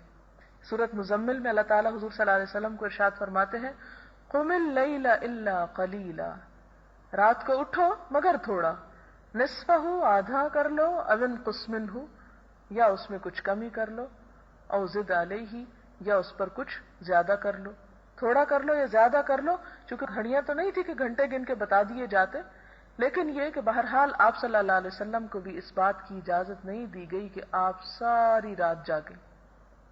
ہمارے ہاں شب بیداریوں کا عام طور پر بہت رواج ہے، خصوصاً رمضان کے موقع پر ہم سارا سال چونکہ تہجد نہیں پڑھتے اس لیے کوشش کرتے ہیں کہ رمضان کی جاگ لیں۔ ٹھیک ہے، وہ بھی ایک نیکی ہے، لیکن ان میں عموماً جاگنے والے تھوڑا سا سو جانے والوں کو برا سمجھتے ہیں کہ یہ شاید زیادتی کر رہے ہیں، حالانکہ ان راتوں میں بھی تھوڑا سا سو جانا بھی ثواب ہے، اور اس میں بھی سو کے اٹھ کے جو دوبارہ نفل پڑھے جائیں وہ زیادہ اجر کا باعث ہیں، کیونکہ اس وقت سو کے اٹھنا زیادہ مشکل ہے. جب آپ جاگ رہے ہیں تو جاگتے ہی چلے جاتے ہیں، پھر انسان اس وقت تو محسوس نہیں کرتا، لیکن جب سو جائے تو سو کے اٹھنا جو اصل میں تکلیف دہ ہے اس کا پھر اجر زیادہ ہو جاتا ہے، کیونکہ تہجد حجدہ کا مطلب ہی ہے سو کر اٹھنا. بہرحال جب اس خاتون کا یہ پتہ چلا کہ وہ بہت نمازیں پڑھتی ہے، اس سے یہ مراد نہیں کہ 5 نمازیں، کیونکہ آج کل ہم تو 5 کو بھی بہت زیادہ کہتے ہیں نا، جو پوری 5 پڑھے وہ فنڈامنٹلسٹ ہوتا ہے. تو بات یہ نہیں ہے، زیادہ نمازیں پڑھنے سے مراد فرائض کے علاوہ پڑھنا ہے. فرض تو فرض ہے، وہ زیادہ نہیں ہوتا. تو آپ صلی اللہ علیہ وسلم نے فرمایا ٹھہرو، تم اسی کو لازم پکڑو جس کی تم میں طاقت ہے، اس سے زیادہ نہیں کرو. خدا کی قسم اللہ تعالیٰ نہیں تھکے گا، تم تھک جاؤ گے. تم مانگو گے وہ اجر دیتا چلا جائے گا، دیتا چلا جائے گا، دیتا چلا جائے گا، اس کے خزانے تو ختم ہوں گے ہی نہیں. اچھا، اس بات کو آپ یوں بھی سمجھ سکتے ہیں کہ جیسے خزانے کے ختم نہ ہونے کی چیز، کہ زمین اور آسمان کی ہر چیز کیا ہے؟ اللہ کی ہے. لینے والے بھی اللہ کے ہیں اور جو دیتا ہے اللہ تعالیٰ وہ بھی اللہ تعالیٰ کا ہے. تو جب بار بار یہ آیت پڑھی جاتی ہے کہ اللہ تعالیٰ کے خزانے میں کوئی کمی نہیں ہوتی، تو پھر یوں سمجھ میں آتا ہے کہ جیسے وہ سب کچھ تو وہیں کا وہیں موجود ہے. اگر ادھر سے ادھر دے دیا جائے، ادھر سے ادھر دے دیا جائے، تو وہ چیز تو ختم نہیں ہوئی. وہ تو کہیں اللہ تعالیٰ کی قدرت اور کمال سے باہر نہیں بھاگنے والی. اس لیے وہ تو نہیں جائے گا کہیں، وہ تو سب کچھ وہیں موجود رہے گا، وہ تو اجر دیتا چلا جائے گا. لیکن بات یہ ہے کہ تم تھک جاؤ گے اور پھر تمہارا وہ تھکنا اللہ کو پسند نہیں ہوگا. اس لیے اس تھکنے سے اپنے آپ کو بچاؤ کہ جہاں پر یہ ہے کہ انسان یا تو بہت زیادہ اللہ کی عبادت کرے اور یا پھر فرض بھی چھوڑ کے بیٹھ جائے. پھر فرمایا اللہ تعالیٰ کو سب سے پیارا وہ کام ہے احب الدین الیہ. یہاں پر دین کا لفظ استعمال ہوا ہے جس سے مراد صرف عبادت نہیں ہے، دین کا کوئی بھی کام، خواہ وہ حقوق العباد کی ادائیگی ہو یا حقوق اللہ کی. اللہ کو سب سے زیادہ دین وہ پسندیدہ ہے جس پر چلنے والا ہمیشگی اختیار کرے، اتنے کام کرے جو وہ. پھر اسی طرح ہم دیکھتے ہیں ایک اور روایت ہے حضرت انس سے کہ 3 شخص نبی صلی اللہ علیہ وسلم کی ازواج مطہرات کے گھر پر آئے. وہ آپ کی عبادت کے متعلق سوال کر رہے تھے. بس جب انہیں خبر دی گئی تو گویا انہوں نے اسے بہت تھوڑا سمجھا اور کہنے لگے نبی صلی اللہ علیہ وسلم اور ہمارا کیا مقابلہ، وہ تو اللہ کے رسول ہیں، ان کی تو اگلی پچھلی ساری خطائیں معاف کر دی گئی ہیں. پھر ان میں سے ایک نے کہا میں تو بہرحال رات کو ہمیشہ عبادت کروں گا. دوسرے نے کہا میں ہمیشہ روزہ رکھوں گا اور کبھی افطار نہیں کروں گا. تیسرے نے کہا میں عورتوں سے علیحدہ رہوں گا، کبھی شادی نہیں کروں گا. بس ان کے پاس حضور صلی اللہ علیہ وسلم تشریف لائے تو ارشاد فرمایا تم ہی ہو وہ جنہوں نے ایسا اور ایسا کہا، یعنی ان سے ناراض ہوئے. خدا کی قسم بے شک میں تم سب سے زیادہ خدا کا خوف رکھنے والا ہوں اور تم سب سے زیادہ متقی ہوں. میں روزے رکھتا بھی ہوں اور ناغہ بھی کرتا ہوں، نماز پڑھتا ہوں اور رات کو سوتا بھی ہوں اور عورتوں سے شادی بھی کرتا ہوں. جو میری سنت سے منہ موڑے گا وہ میرے پیروکاروں میں سے نہیں ہوگا.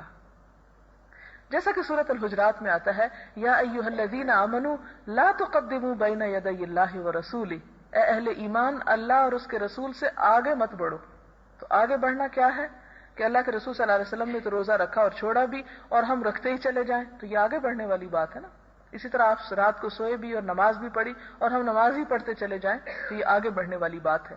یہاں سے ایک اور بات یہ پتہ چلتی ہے کیونکہ یہ آخری جملہ بہت اہم ہے، من رغب عن سنتی فلیس منی، جو میرے سنت میرے طریقے کو چھوڑے گا اس کا مجھ سے کوئی تعلق نہیں. تو طریقہ صرف یہ نہیں چھوڑنا کہ انسان وہ کام نہ کرے جو آپ نے کیے، بلکہ ان کاموں سے بڑھ کر کچھ اور اختیار کر لینا، یہ بھی سنت کو چھوڑنا ہے اور بعض اوقات اسی کا نام پھر بدعت بھی آ جاتا ہے. ایک اور جگہ پر آپ صلی اللہ علیہ وسلم نے فرمایا ہلک المتنطعون ہلک المتنطعون. 3 دفعہ آپ نے یہ الفاظ فرمائے کہ بے جا سختی کرنے والے اور کھود کرید کرنے والے ہلاک ہو گئے. متنطعون، متنطعون کا لفظی معنی ہوتا ہے کھود کرید کرنے والا، مزید بحث کرنے والا اور اس طرح دین میں نکتے نکالنے والا کہ ان سب کو کرنے کے بعد دین کو اپنے لیے مشکل بنا لے اور پھر اسے کر نہ سکے. اور مثال کے طور پر آپ دیکھیں کہ قرآن پاک میں ہمیں یہ حکم ملتا ہے کہ مسح کر لیا کرو، سر کے مسح کا حکم ملتا ہے. اسی طرح حدیث میں ہمیں جرابوں پر مسح کا حکم ملتا ہے. لیکن کسی حدیث میں یہ نہیں آتا کہ وہ اتنی موٹی ہوں یا اتنی لمبی ہوں یا اتنی چوڑی ہوں یا اس قسم کی. اگر لفظ جراب ملتا ہے اور اس کا استعمال اردو میں بھی ویسی ہی جراب پر ہوتا ہے تو ہمیں ایسی باتوں کی نکتہ چینیاں کرنے کی اور بہت لمبے چوڑے اس میں جانے کی ضرورت نہیں کہ جس کے بعد ہم کسی بھی جراب پر مسا نہ کر سکیں. کیونکہ بہت سے لوگوں میں نے دیکھا ہے کہ وہ نہیں کرتے، وہ کہتے ہیں ہمیں وہم ہوتا پتہ نہیں وضو ہوا ہے کہ نہیں، اس لیے کہ ہماری جراب شاید پتلی ہو، شاید لمبی چھوٹی ہو، اور پھر خود سے کچھ شرطیں عائد کر لی گئی کہ اتنے میل چل کے بھی نہ پھٹے، ایسی جراب ہو تو مسا ہو سکے. ڈپینڈ کرتا ہے کہ اگر آپ وولن بہت موٹی بھی پہن لیں تو چند قدم چل کے بھی پھٹ جائیں گی، اس لیے کہ وہ ایک نازک چیز ہے. پولیسٹر کی آپ اگر پتلی سی بھی پہن لیں تو شاید کئی میل چلنے سے بھی نہ پھٹے.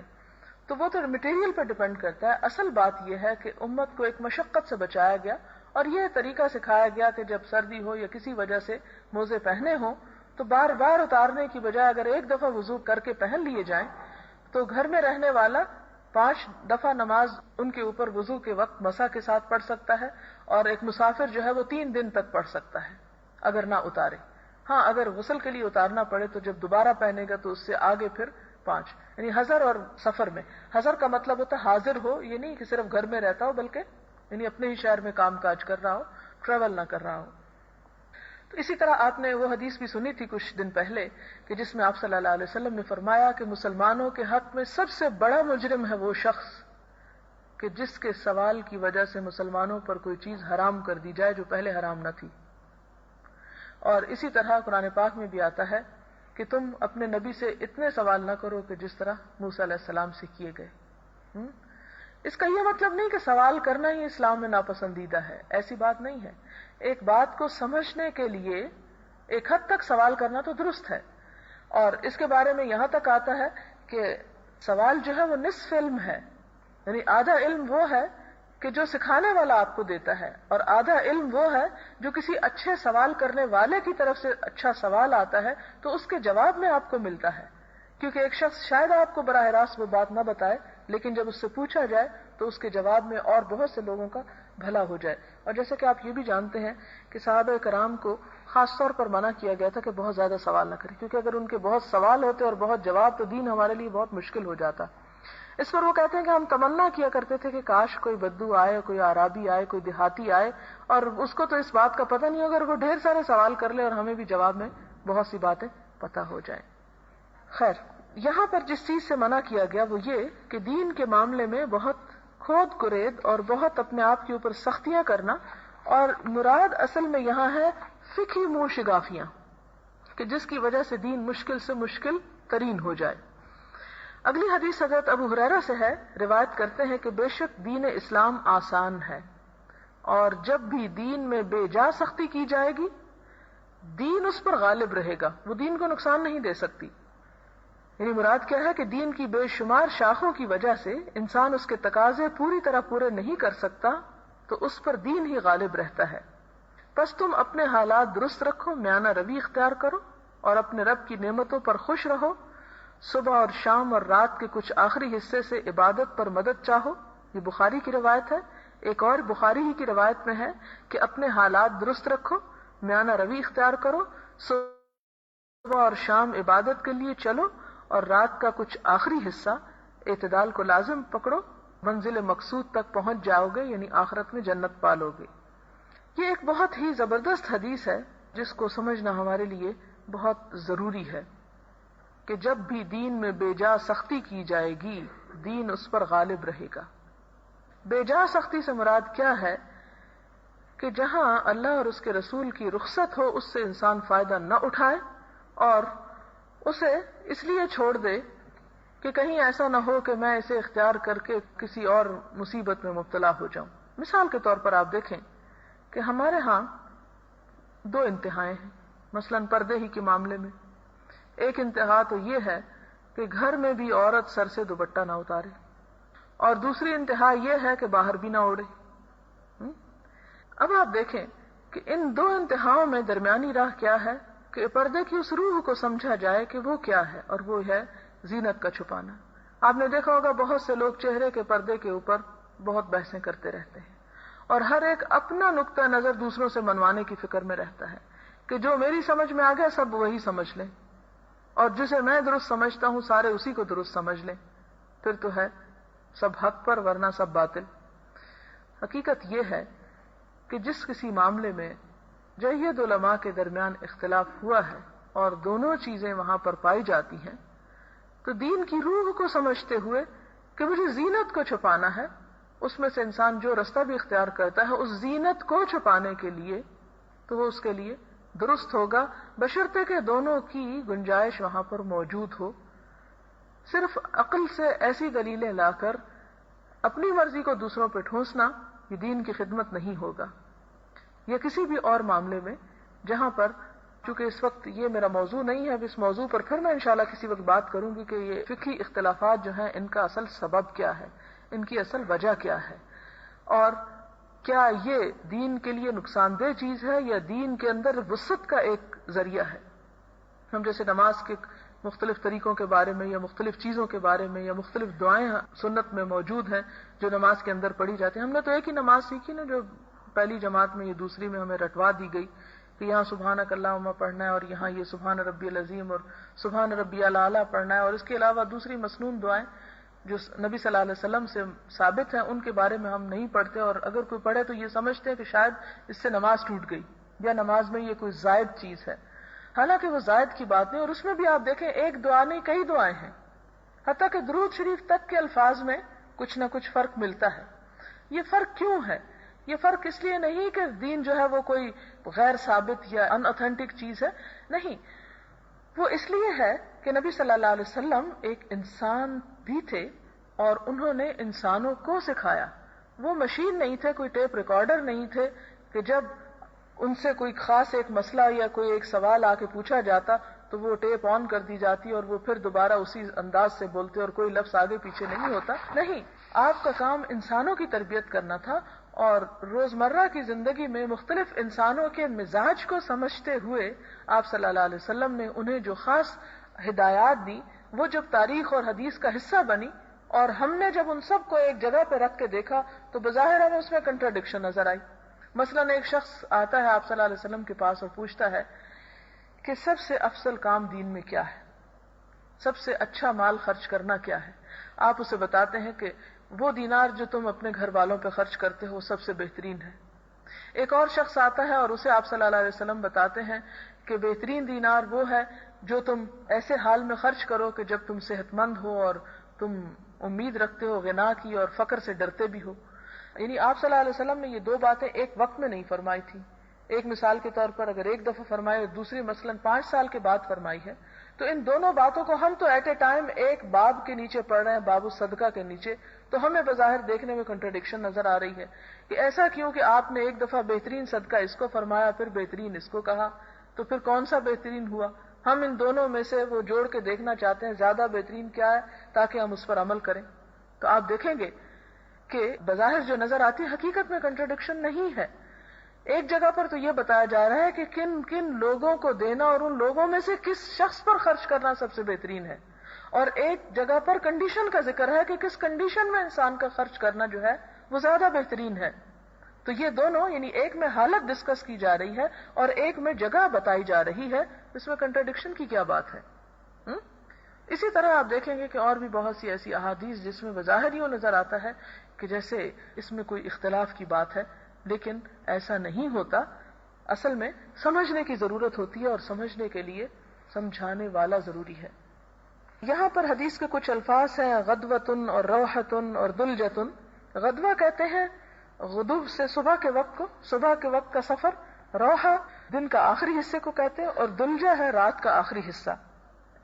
یہاں پر امام نووی نے جو عبارت لکھی ہے اس کا اردو ترجمہ بھی موجود ہے، یہ لکھتے ہیں کہ یہ استعارہ اور تمثیل ہے، اس کا معنی یہ ہے کہ اپنے توجہ اور دل کی یکسوئی کے وقت میں اعمال کے ذریعے اللہ تعالیٰ کی اطاعت میں پوری کوشش کرو، یعنی صبح کے وقت کچھ عبادت، پھر کچھ رات کے وقت، کچھ دن کے آخری حصے میں، تو تمہیں عبادت میں لذت محسوس ہوگی، کیونکہ انسان کنٹینیوسلی اگر ایک کام کرتا ہے تو اس میں پھر بوریت ہونے لگتی ہے، تھک جاتا ہے۔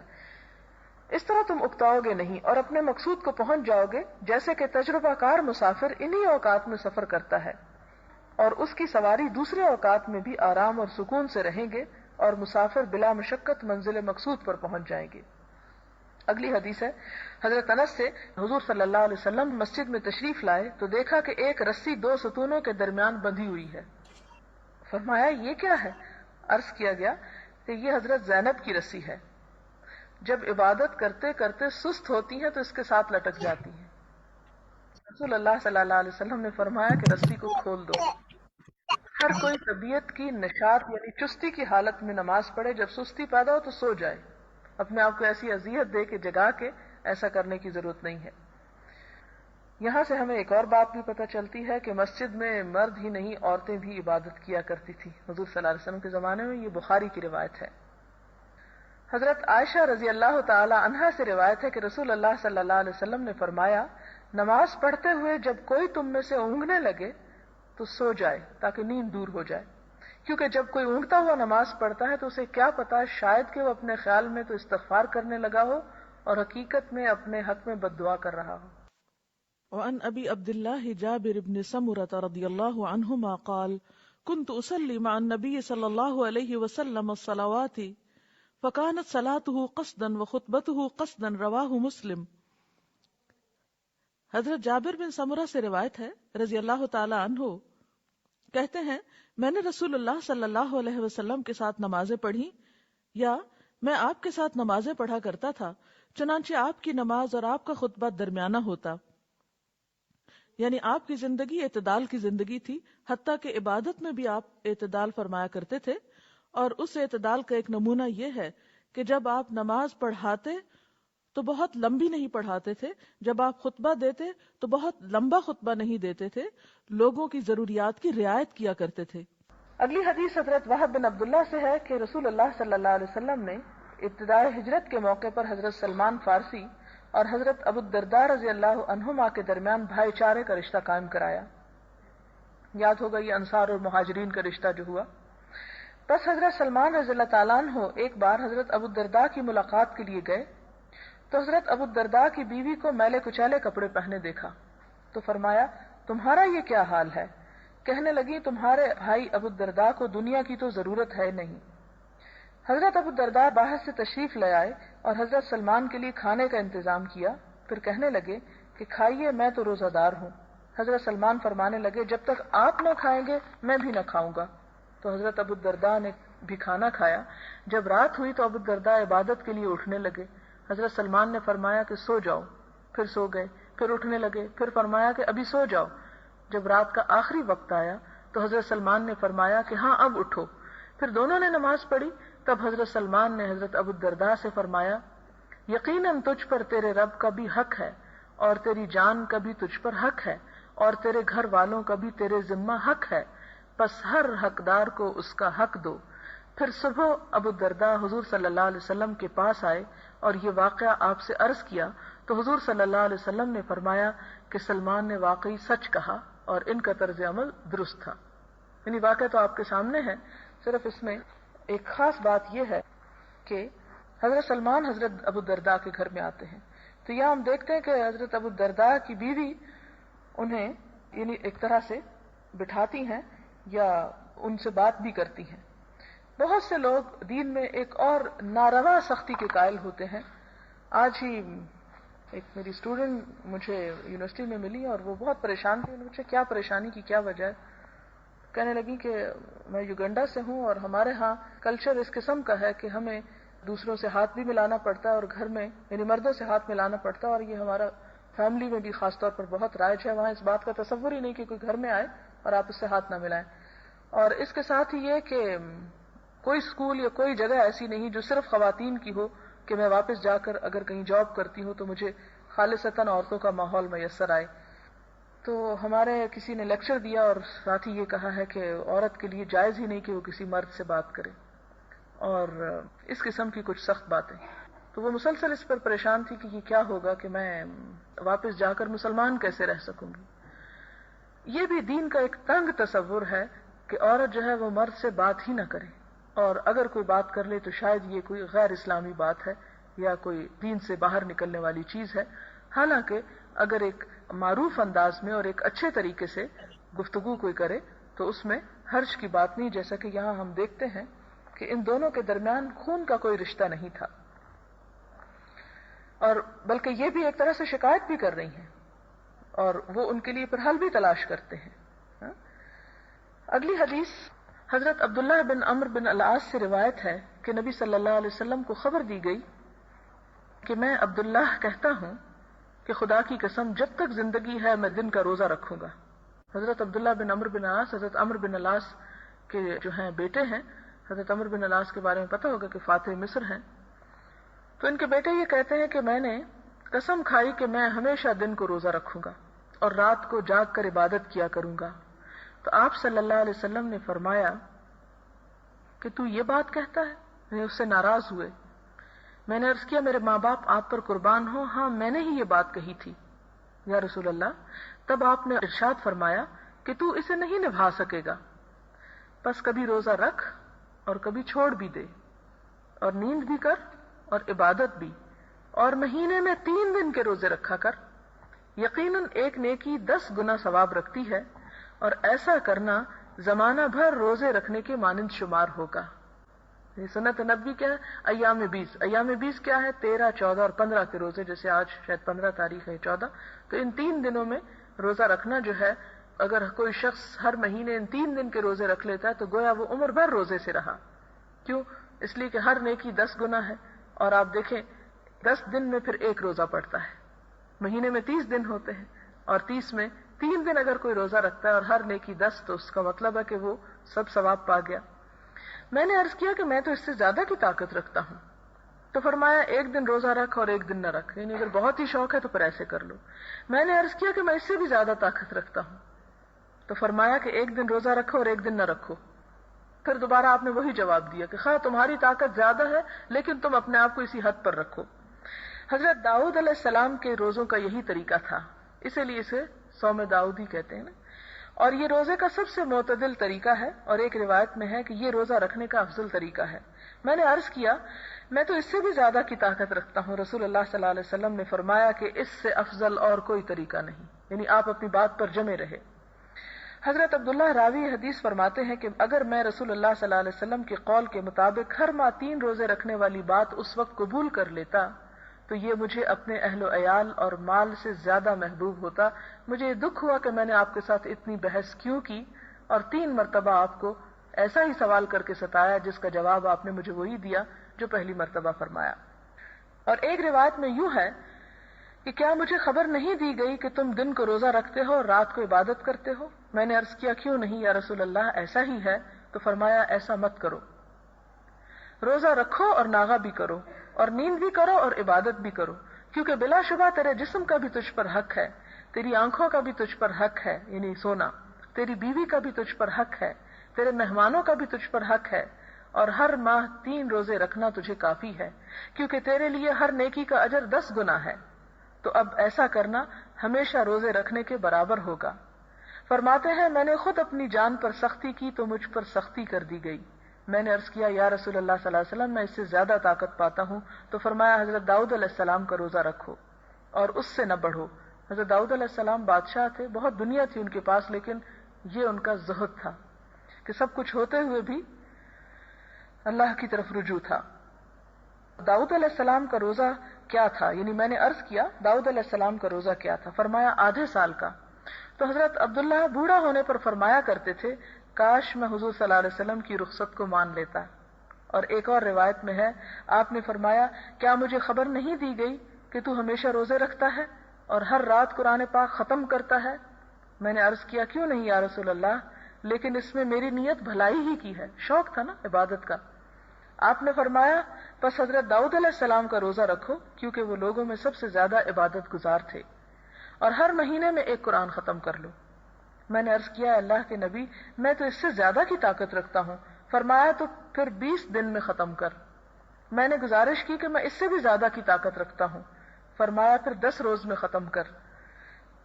میں نے عرض کیا کہ میں تو اس سے بھی زیادہ کی طاقت رکھتا ہوں۔ فرمایا تو ہفتے میں 1 ختم کر لے اور اس سے زیادہ مت کر۔ میں نے سختی کی تو مجھ پر سختی کر دی گئی، اور مجھے حضور صلی اللہ علیہ وسلم نے فرمایا کہ شاید تمہاری عمر طویل ہو، تو میں اسی حال پر لوٹ آیا جس کے متعلق رسول اللہ صلی اللہ علیہ وسلم نے فرمایا تھا۔ جب میں بوڑھا ہو گیا تو مجھے تمنا ہوئی کہ کاش میں آپ کی رخصت قبول کر لیتا. یعنی آپ نے پہلے ہی بھانپ لیا کہ اگر تمہاری عمر لمبی ہو گئی اور تم بوڑھے ہو گئے تو اس صورت میں اس بڑھاپے کے کچھ تقاضے ہوں گے، تو اس کے لیے بھی تم اپنے آپ کو تیار کرو. ایک اور روایت میں آپ نے فرمایا تیری اولاد کا بھی تیرے ذمہ حق ہے. ایک اور روایت میں ہے کہ اس نے روزہ نہیں رکھا جس نے ہمیشہ روزہ رکھا، کیونکہ وہ تو عادت ہو جاتی ہے نا پھر. اور ایک اور روایت میں ہے کہ اللہ کے نزدیک سب روزوں سے زیادہ محبوب حضرت داؤد علیہ السلام کا روزہ ہے، اور سب نمازوں سے زیادہ محبوب حضرت داؤد علیہ السلام کی نماز ہے. وہ نصف رات نیند کرتے اور تہائی رات عبادت کرتے، پھر رات کے باقی ماندہ چھٹے حصے میں آرام فرماتے، اور ایک دن روزہ رکھتے اور ایک دن ناغہ کرتے، اور جب دشمن سے مقابلہ ہوتا تو راہ فرار اختیار نہ فرماتے، ڈٹ جاتے. اور ایک روایت میں ہے کہ میرے والد نے ایک عورت سے میرا نکاح کرایا جو حسب نسب والی تھی. وہ اپنی بہو کا بہت خیال فرماتے اور اس سے اس کے شوہر عبداللہ کے متعلق دریافت فرماتے کہ کیسا آدمی ہے. تو وہ جواب میں کہتی کہ اچھے آدمی ہے، جب سے ہم اس کے پاس آئے ہیں ابھی تک ہمارے بستر کو نہیں روندا. جب اس حالت کو عرصہ ہونے لگا تو میرے والد نے اس کا حضور صلی اللہ علیہ وسلم سے تذکرہ فرمایا، تو آپ نے فرمایا کہ اسے یعنی عبداللہ کو مجھ سے ملاؤ. پھر حضرت عبداللہ اس کے بعد حضور صلی اللہ علیہ وسلم سے ملے تو فرمایا کیسے روزہ رکھتے ہو؟ میں نے عرض کیا ہر روز. اور فرمایا قرآن کیسے ختم کرتے ہو؟ تو میں نے عرض کیا ہر رات. اس کے بعد وہی ذکر فرمایا جو پچھلی روایت میں ذکر ہو چکا. اور حضرت عبداللہ اپنے بعض گھر والوں کو وہ 7واں حصہ سنایا کرتے تھے جسے دن میں دہرانا ہوتا تھا تاکہ رات کو آپ کے لیے آسانی ہو جائے. اور حضرت عبداللہ ذرا قوت حاصل کرنا چاہتے تو چند ایام روزہ نہ رکھتے، پھر شمار کر کے اتنے روزے رکھتے، اور اس بات کو ناپسند کرتے ہوئے کہ کوئی ایسی چیز چھوٹ جائے جس پر حضور صلی اللہ علیہ وسلم سے جدائی اختیار کی ہے. حضرت حنظلہ بن ربیع اسیدی حضور صلی اللہ علیہ وسلم کے کاتبوں میں سے ایک کاتب فرماتے ہیں کہ مجھے ایک بار حضرت ابو بکر ملے تو کہنے لگے کہو اے حنظلہ تمہارا کیا حال ہے؟ میں نے عرض کیا حنظلہ تو منافق ہو گیا. حضرت ابو بکر نے فرمایا سبحان اللہ، آپ کیا کہہ رہے ہیں؟ تو میں نے عرض کیا ہم حضور صلی اللہ علیہ وسلم کے پاس ہوتے ہیں اور آپ جنت اور دوزخ کی ہمیں یاد دہانی کراتے ہیں تو ہمیں ایسا لگتا ہے گویا آنکھوں سے سارا منظر دیکھ رہے ہیں، اور جب حضور صلی اللہ علیہ وسلم کے پاس سے باہر آتے ہیں اور بیوی بچوں اور زمینوں میں مشغول ہو جاتے ہیں تو بہت کچھ بھول جاتے ہیں. تو حضرت ابو بکر نے فرمایا خدا کی قسم ایسی حالت تو ہمیں بھی پیش آتی ہے. پس میں اور ابو بکر چلے حتیٰ کہ حضور صلی اللہ علیہ وسلم کے پاس آ گئے. تو میں نے کہا یا رسول اللہ حنظلہ تو منافق ہو گیا. تو آپ نے دریافت فرمایا وہ کیسے؟ میں نے عرض کیا ہم آپ کے پاس ہوتے ہیں اور آپ ہمیں جنت اور دوزخ یاد دلاتے ہیں تو ایسے محسوس ہوتا ہے گویا آنکھوں سے دیکھ رہے ہیں، اور جب آپ کے پاس سے چلے جاتے ہیں بیوی بچوں زمینوں میں مشغول ہو جاتے ہیں تو بہت سی چیزیں بھول جاتے ہیں. تو حضور صلی اللہ علیہ وسلم نے فرمایا قسم اس ذات کی جس کے قبضے میں میری جان ہے، اگر تم ہمیشہ اسی اعلیٰ حالت پر رہنے لگو جو میرے پاس ہوتی ہے اور خدا کی یاد میں ویسے ہی لگے رہو تو تم سے تمہارے بستروں اور گزرگاہوں یعنی سڑکوں پر اللہ کے فرشتے مسافے کریں. لیکن اے حنظلہ وقت گھڑی گھڑی کے تقاضے اور حالات یکساں نہیں ہیں، لہذا عبادت کے ساتھ دنیا کے کاموں کو نبھانا بھی ایک عبادت ہے. حضرت عبداللہ بن عباس سے روایت ہے کہ حضور صلی اللہ علیہ وسلم خطبہ ارشاد فرما رہے تھے، دیکھا ایک آدمی کھڑا ہے. آپ نے اس کے متعلق فرمایا کہ یہ کیا کر رہا ہے، یہ کون ہے؟ صحابہ نے عرض کیا یہ ابو اسرائیل ہے، اس نے نظر مانی ہے کہ دھوپ میں کھڑا رہے گا، بیٹھے گا نہیں اور نہ سائے میں آرام کرے گا اور نہ بولے گا اور روزہ رکھے گا. تو حضور صلی اللہ علیہ وسلم نے فرمایا اسے حکم دو کہ بات کرے، سائے میں بیٹھے اور بیٹھ جائے اور اپنا روزہ پورا کرے، یعنی باقی سب کام چھوڑ دے روزہ پورا کر لے. نہ اللہ تعالیٰ کو اس بات کی ضرورت ہے کہ کوئی دھوپ میں کھڑا ہو، نہ اس کی ہے کہ وہ کھڑا ہی رہے، اللہ تعالیٰ کو اس سے کیا فائدہ.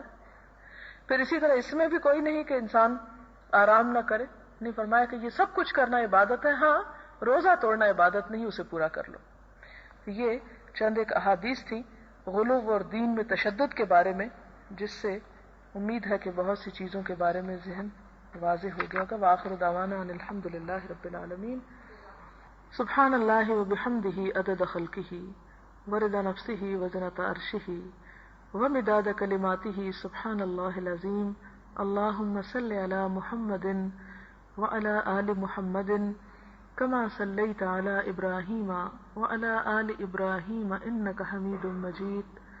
اللهم بارك على محمد وعلى آل محمد كما باركت على إبراهيم وعلى آل إبراهيم إنك حميد مجيد. ربنا آتنا في الدنيا حسنة وفي الآخرة حسنة وقنا عذاب النار. ربنا لا تزغ قلوبنا بعد إذ هديتنا وهب لنا من لدنك رحمة إنك أنت الوهاب. اللهم لا مانع لما أعطيت ولا معطي لما منعت ولا ينفع ذا الجد منك الجد.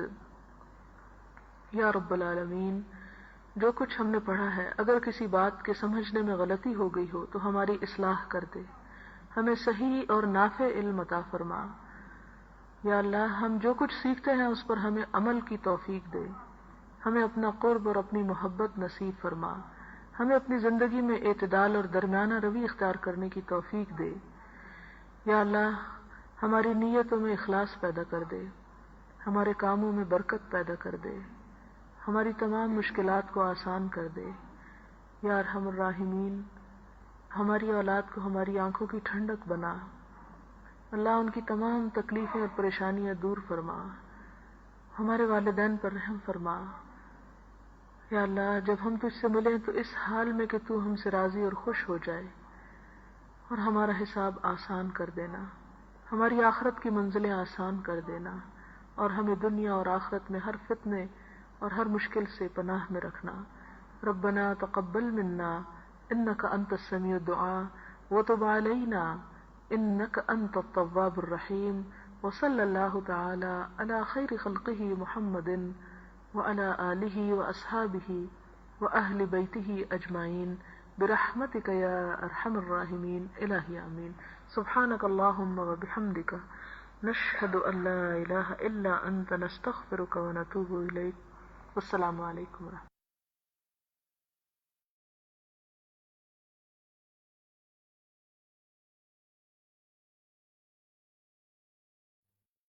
السلام علیکم ورحمۃ اللہ وبرکاتہ۔ وعلیکم السلام ورحمۃ اللہ۔ السلام ورحمۃ اللہ۔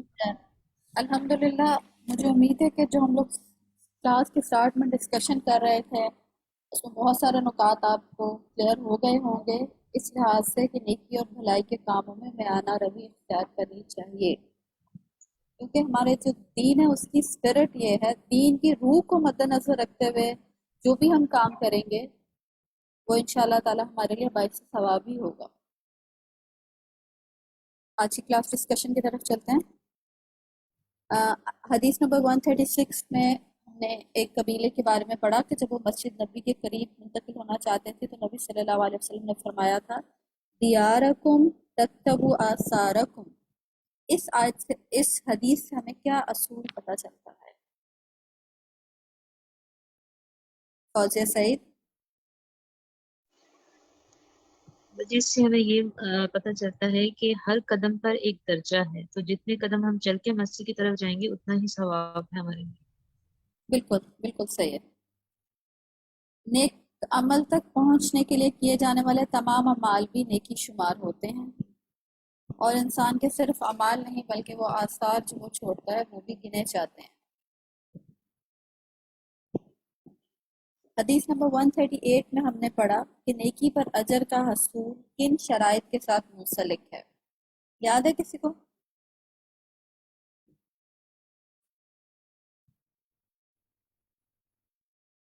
جی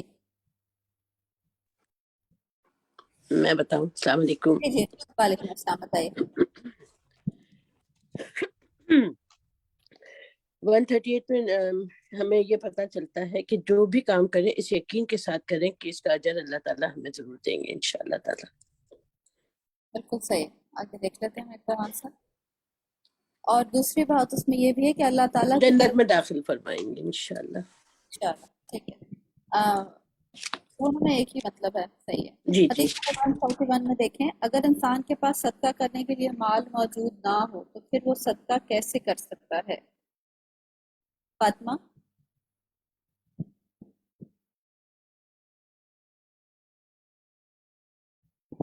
جی فاطمہ۔ السلام علیکم. صدقہ کے بارے میں یہ بتایا گیا ہے کہ آپ جو ہیں وہ جتنی آپ کے پاس استطاعت ہے یا جتنی طاقت ہے، آپ یہ مت سوچے کہ آپ نے زیادہ سے زیادہ مال ہوگا تبھی صدقہ قبول ہوگا. آپ ہاتھوں سے کام بھی کر سکتے ہیں. ٹھیک ہے، اگر مال نہیں ہے تو اپنے ہاتھوں سے کام کریں اور اس سے کسی کو فائدہ پہنچا دیں. اللہ تعالیٰ کو جی کون جی. سی عبادت زیادہ پسند ہے؟ یہ تو الحمدللہ سب کو آتا ہے. اریبا، کون سی عادت اللہ تعالیٰ کو زیادہ پسند؟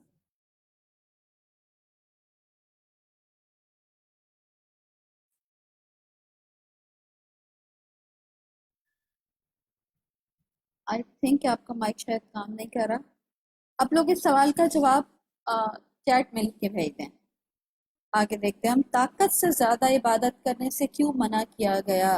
حدیث نمبر 142 میں ہم نے اس کے بارے میں پڑھا.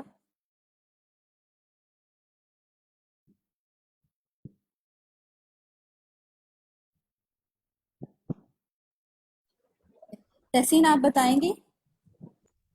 جی، اس لیے زیادہ طاقت سے زیادہ عبادت کرنے کو اس لیے منع کیا گیا کہ جب آدمی میں طاقت ہوتی ہے تو بہت زیادہ عبادت کرتا ہے تو پھر اس میں ایک تو مطلب تھوڑی سی بھی کمی ہوتی ہے تو بالکل ہی ختم ہو جاتی ہے عبادت.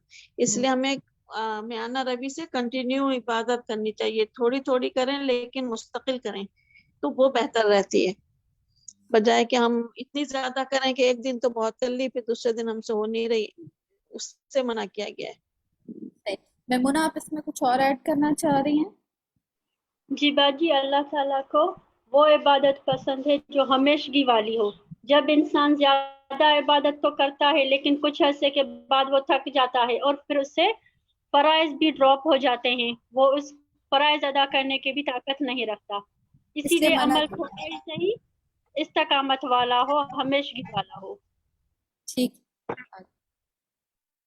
بالکل، کیونکہ انسان پھر اس سے اکتا جاتا ہے. پھر نبی اکرم صلی اللہ علیہ وسلم نے فرمایا من رغب عن سنتی فلیس منی. اس بات کا کیا مطلب ہے؟ اس سے کیا مراد ہے؟ توبہ شاہد. السلام علیکم ورحمۃ اللہ وبرکاتہ. وعلیکم السلام ورحمۃ اللہ وبرکاتہ. اس سے مراد یہی ہے کہ دین میں کوئی بھی بدعت نکالنا، دین میں کوئی نئی چیز ایجاد کرنا جس کا قرآن سنت سے ہمیں ثبوت نہ ملتا اور اس کو نیکی سمجھ کے کرنا. یہ تو دین میں غلو میں زیادہ شامل ہو رہی ہے آپ کی بات. اس کا مطلب ہے کہ جس نے میری میں بتا سکتی ہوں عالیہ؟ جی جی بتائیے. اس کا مطلب یہ ہے کہ جتنا کہا گیا ہے جو واطیع اللہ واطیع رسول، یعنی ہم اتنا ہی کریں جتنا ہمیں کہا گیا سنت رسول اللہ. اس سے مزید آگے بڑھنے کی کوشش نہ کریں، یعنی زیادہ اوور اسمارٹ بننے کی کوشش نہ کریں. لائک ایگزامپل دے سکتے ہیں کہ اگر جب ہم ٹریول کر رہے ہوتے ہیں تو ہمیں قصر کی اجازت ہے کہ 4 سنت کے بجائے ہم 2 پڑھ سکتے ہیں، اور کچھ لوگ کہیں کہ نہیں میں پوری پڑھوں گا تو بہت زیادہ ثواب ملے گا اور اللہ تعالیٰ بہت خوش ہوگا. تو وہ عمل جو ہے وہ پسندیدہ نہیں ہے. ٹھیک دیکھ لیتے ہیں. اس کو 2-3 طریقے سے بیان کیا گیا ہے. ایک تو وہ کہ جو کام نبی اکرم صلی اللہ علیہ وسلم نے کیے وہ نہ کرنا، اور پھر یہ کہ نبی اکرم صلی اللہ علیہ وسلم سے بے رغبتی محسوس کرنا، یعنی کہ نبی صلی اللہ علیہ وسلم سے محبت میں کمی محسوس کرنا، اور پھر یہ کہ نبی اکرم صلی اللہ علیہ وسلم کی سنت سے آگے بڑھنا. آپ دونوں نے جو پوائنٹ بتائے ہیں وہ 3rd میں آ رہے ہیں. بے رغبتی تھوڑا سا مشکل سا لگتا ہے. اس کا مطلب یہ ہے کہ ہم کسی چیز کی طرف انکلائن نہیں ہو رہے ہیں، یعنی وہ چیز ہمیں اپیل نہیں کر رہی. ان سمپل ورڈس یہ کہ ہم اس کو کوئی بہت زیادہ لائک نہیں کر رہے، ہم اس کے ساتھ ایسوسیٹ نہیں کرنا چاہتے اپنے آپ کو. ان معنوں میں یہ بات زیادہ استعمال کی گئی زیادہ ہے. آگے دیکھتے ہیں. نبی اکرم صلی اللہ علیہ وسلم نے فرمایا ہلک المتنطعون. المتنطعون کون ہوتے ہیں؟ بہت امپورٹنٹ. جی محوش. جی، اس کا استاذہ نے بتایا تھا کہ سکھی منہ تدافیاں کرنے والے، یعنی دین کے جو ہے اس کو عمل کے لیے مشکل بنا دینا. ایسی بحثیں کرنا ہے کہ دین کے اوپر عمل کرنا مشکل بنا دینا، اور اتنے سوالات کرنا کہ وہ عمل کرنا ہی مشکل ہو جائے. اس میں اتنی مین نکالنا، اس کے اندر اتنے سارے پوائنٹس نکال دینا، ایک لمبی لسٹ آپ پکڑا دیں کسی کے ہاتھ میں یہ کرو یہ تو کام ہوگا، تو بندہ ویسے ہی اٹھ کے چلا جاتا ہے کہ اتنی مجھ سے کہاں پوری ہونی ہے. اس طرح کی سختی کرنا جو ہے وہ دین میں ناپسندیدہ کنسیڈر کی گئی ہے. اور استاذہ یہ بھی تو ہو سکتا ہے نا کہ ہم وہ سوالات کو اتنا پیچیدہ بنا دیں کہ اس پر عمل کرنا مشکل ہو جائے اور انسان شک میں پڑا رہے. بالکل اس پر عمل کرنا مشکل ہو جائے اور انسان شک میں پڑا رہے. جیسے آپ نے شاید کبھی پڑھا ہو اس کے بارے میں کہ جب بغداد کا زوال ہو رہا تھا تو مسلم امہ کس قسم کے مسائل میں الجھی ہوئی تھی کہ کیا تربوز کے پانی سے ہو سکتا ہے. ٹھیک. جس میں میں ایک چیز ایڈ کرنا چاہ رہی تھی. ضرور. اور یہ بڑا اچھا ہے کہ صبح آتا ہے قیام صبح کا جو پروگرام ہے اس میں مفتی صاحب آتے ہیں سوالات کے جواب. اس میں ایک بڑی اچھا سوال ہوا نماز میں سجدہ سہو کے بارے میں. وہ انہوں نے سوال کیا کہ میں سبحان ربی الاعلیٰ اور سبحان ربی العظیم کی جو تسبیح ہے وہ میں آگے پیچھے کر مجھ سے ہو جاتی ہے رکوع کی سجدے میں سجدے کی رکوع میں، تو میں اس پہ سجدہ سہو کروں گا. مطلب ایک چھوٹا سا ہے. تو انہوں نے اتنا اچھا جواب دیا. انہوں نے کہا دیکھیں یہ ایک بہت چھوٹی سی بات ہے. سجدہ سہو فرائض کے اوپر ہوتا ہے. فرض جو ہے وہ الحمد شریف ہے، سورہ فاتحہ ہے، وہ اگر آپ کی رہ جاتی ہے تو آپ کا رکعت نہیں ہوتی. کوئی قیام کوئی رکوع کوئی سجدہ رہ جاتا ہے. اس میں جو باقی آپ بولتے ہیں جو ساری تسبیحات ہیں وہ تسبیحات ہیں، وہ آپ دماغ سے نہیں پڑھے. اس کا مطلب ہے آپ کی اٹینشن نہیں ہے اس طرف. اس کا مطلب ہے آپ کو اپنے دماغ سے کام کرنے کی ضرورت ہے. لیکن آپ کو سجدہ صاحب ان چھوٹی چھوٹی چیزوں پر نہیں ہوتا. بڑے جو فرائض ہیں ان کے چھٹنے پر ہوتا ہے. سمجھ کے پڑھیں. سمجھنا چاہیے کہ فرائض کیا ہیں، سنت کیا ہیں، نفل نوافل کیا ہیں. اپنے دین کو اتنا مشکل نہ بنائے کہ ہر وقت سجدے صحیح بھی ہو رہا ہے، ہر وقت ڈر لگا، ہر وقت یہ. انہوں نے کہا آپ سمجھ کے کریں ہر چیز کو بڑا سمجھ کے. مجھے بڑی اچھی ان کی بات لگی. ایک اتنا حج کے بارے میں ہم حج پہ جا رہے تھے تو اس سے پہلے اتنے لمبے لمبے لیکچرز. تو ایک بات مجھے ایک مفتی کی بہت اچھی لگی. انہوں نے کہا ہر وقت افضل افضل، یہ کام افضل، ہر وقت افضل کے پیچھے مت بھاگی. جب آپ کو اللہ تعالیٰ نے بلا لیا تو یہ سب سے افضل ترین عبادت ہے کہ آپ اس کی گیسٹ کرنے جا رہے ہیں. ہر چیز عبادت ہے. جسٹ اپنے چھوٹی سی چھوٹی بھی نیکی کو چھوٹا نہ وہاں سمجھیں. آپ کسی کی ہیلپ کر دیں، کسی کو جگہ دے دیں. کچھ یہ معاملات پہ زیادہ زور رکھیں کہ آپ کی وجہ سے آپ کے جسم کو کسی کو نقصان نہ پہنچے. آپ کی زبان، آپ کا یہ ان چیزوں کا امتحان ہوگا. اور وہ اتنا سہل ہو گیا ہمارا حج اور اتنا پیارا ہوا کہ میں بڑی مطمئن واپس آئی. یہ چیزیں کہ ہم نے اپنے دین کو نا سوالات اور اس طرح سے بہت مشکل بنا دیا. ایسے ایسے مشکل سوال کے میں تو کچھ حیران ہو رہی تھی کہ یہ لوگ یہ بھی سوچ چکے کہ میرا دماغ بھی نہیں آ رہا اس کی طرف. بالکل صحیح. حج میں تو وہ آیت میں ہی آتا ہے نا کہ فلا رفث ولا فسوق ولا جدال فی الحج. تو بس وہ 3 باتیں جو ہے نا ان کو مد نظر رکھنا چاہیے. حج کے جن بھی لوگوں نے کیا ہے ان سب کا تجربہ یہ رہا ہوگا کہ اس میں اس قدر چھوٹی چھوٹی بات پہ دم بتایا جاتا ہے تو بندے کو لگتا ہے کہ بس میں انٹر بعد میں ہوا اور دم مجھے پہلے دینا ہے. تو بہت ساری چیزیں ہم نے اپنے دین میں بہت زیادہ مشکل کر لی ہیں جو اصل میں اتنی مشکل نہیں ہے. نیکسٹ کوسچن کی طرف چلتے ہیں ہم. نبی اکرم صلی اللہ علیہ وسلم نے فرمایا ان الدین یسر، دین کے آسان ہونے سے کیا مراد ہے؟ جی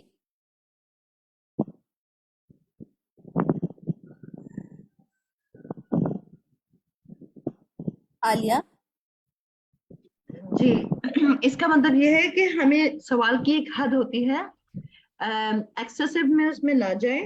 بس دین جو ہے بہت آسان ہے. اس کی نعمت کا شکر ادا کریں، خوش رہیں، اور جو حکم ہے جو جتنا وہ کر رہے ہیں میانہ روی کے ساتھ اس پہ اکتفا کریں. ٹھیک ہے، دیکھ لیتے ہیں ایک بار آنسر بھی. دین کے احکامات ایسے ہیں جن پر عمل کرنا آسان ہے اور پھر رخصت بھی دی گئی ہے بہت سارے کاموں میں اور کام کرنے کے مختلف طریقے بھی بتائے گئے ہیں تاکہ انسان حالات کے مطابق انہیں اختیار کر لے. پھر نبی اکرم صلی اللہ علیہ وسلم نے فرمایا تھا وَاسْتَعِینُوا بِالْغُدْوَةِ وَالرَّوْحَةِ وَالشَّيْءٍ مِنَ الدُّلْجَةِ. اس کا مطلب آپ کو یاد ہوگا، آپ نے لکھا تو لازمی ہوگا. مریم ارباب सिबा जी, इसमें ये था कि अपने रब की तरफ से मिलने वाली, वो अब शुरू वाला जो था कि अपने रब की तरफ से मिलने वाली खुशखबरी पर खुश हो जाओ और सुबह शाम और रात के हिस्से में अल्लाह ताला की इबादत करो। बिल्कुल, सुबह शाम और रात के कुछ हिस्से में अल्लाह ताला की इबादत करो और फिर खुश रहो।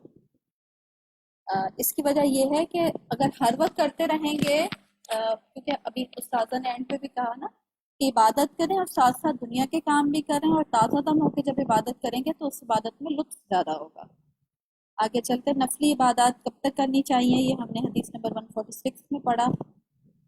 नबी अकरम सल्लल्लाहु अलैहि वसल्लम की बाजमात नमाज की क्या कैफियत थी, इसका जवाब आप चैट में लिख के भेज सकते हैं।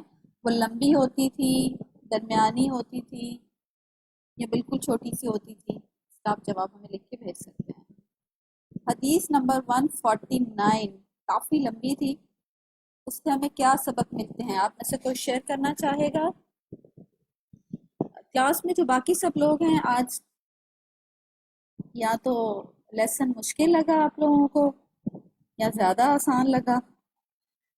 अस्मा, आप कुछ कहना चाहेंगे इस हदीस के बारे में? अस्मा सरमद।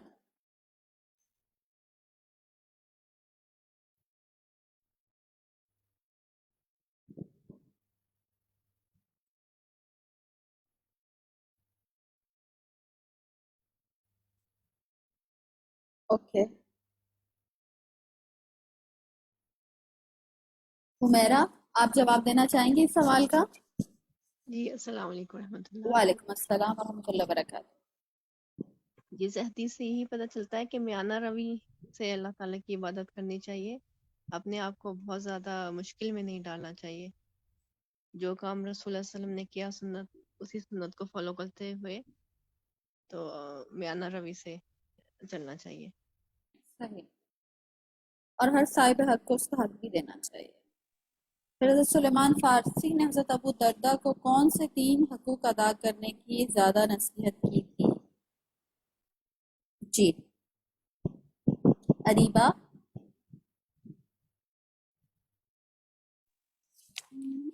बाजी 1 मिनट। जी,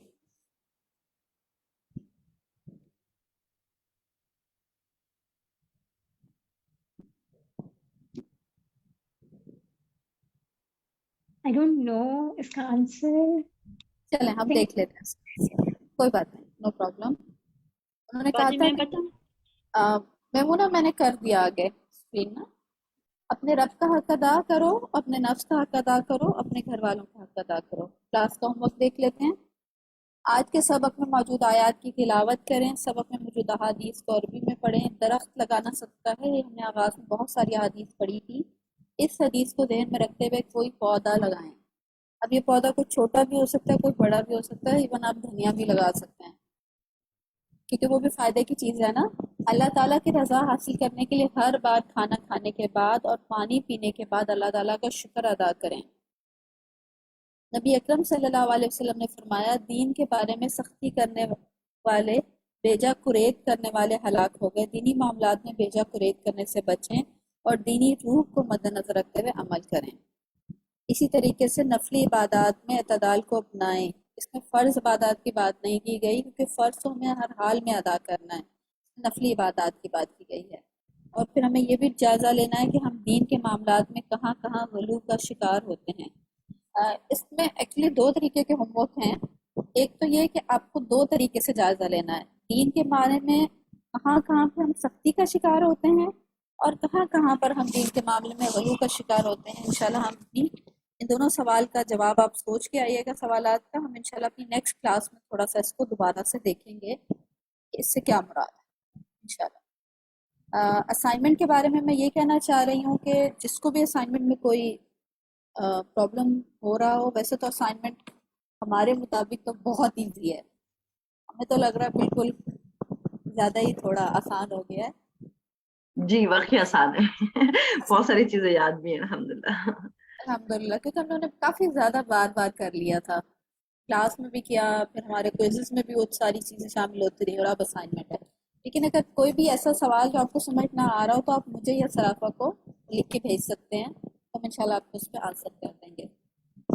शाइस्ता, आप कुछ सवाल करना चाह रही हैं, पूछिए।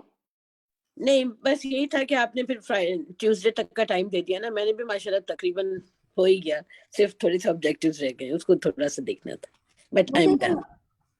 مجھے یہ لگ رہا تھا کہ آنسرز تو شاید سب کو آ رہے ہوں گے, لیکن ٹائپنگ کرنے میں شاید آپ لوگوں کو زیادہ مسئلہ پیش آئے, کیونکہ اتنا ٹائپنگ کی عادت نہیں ہوتی نا.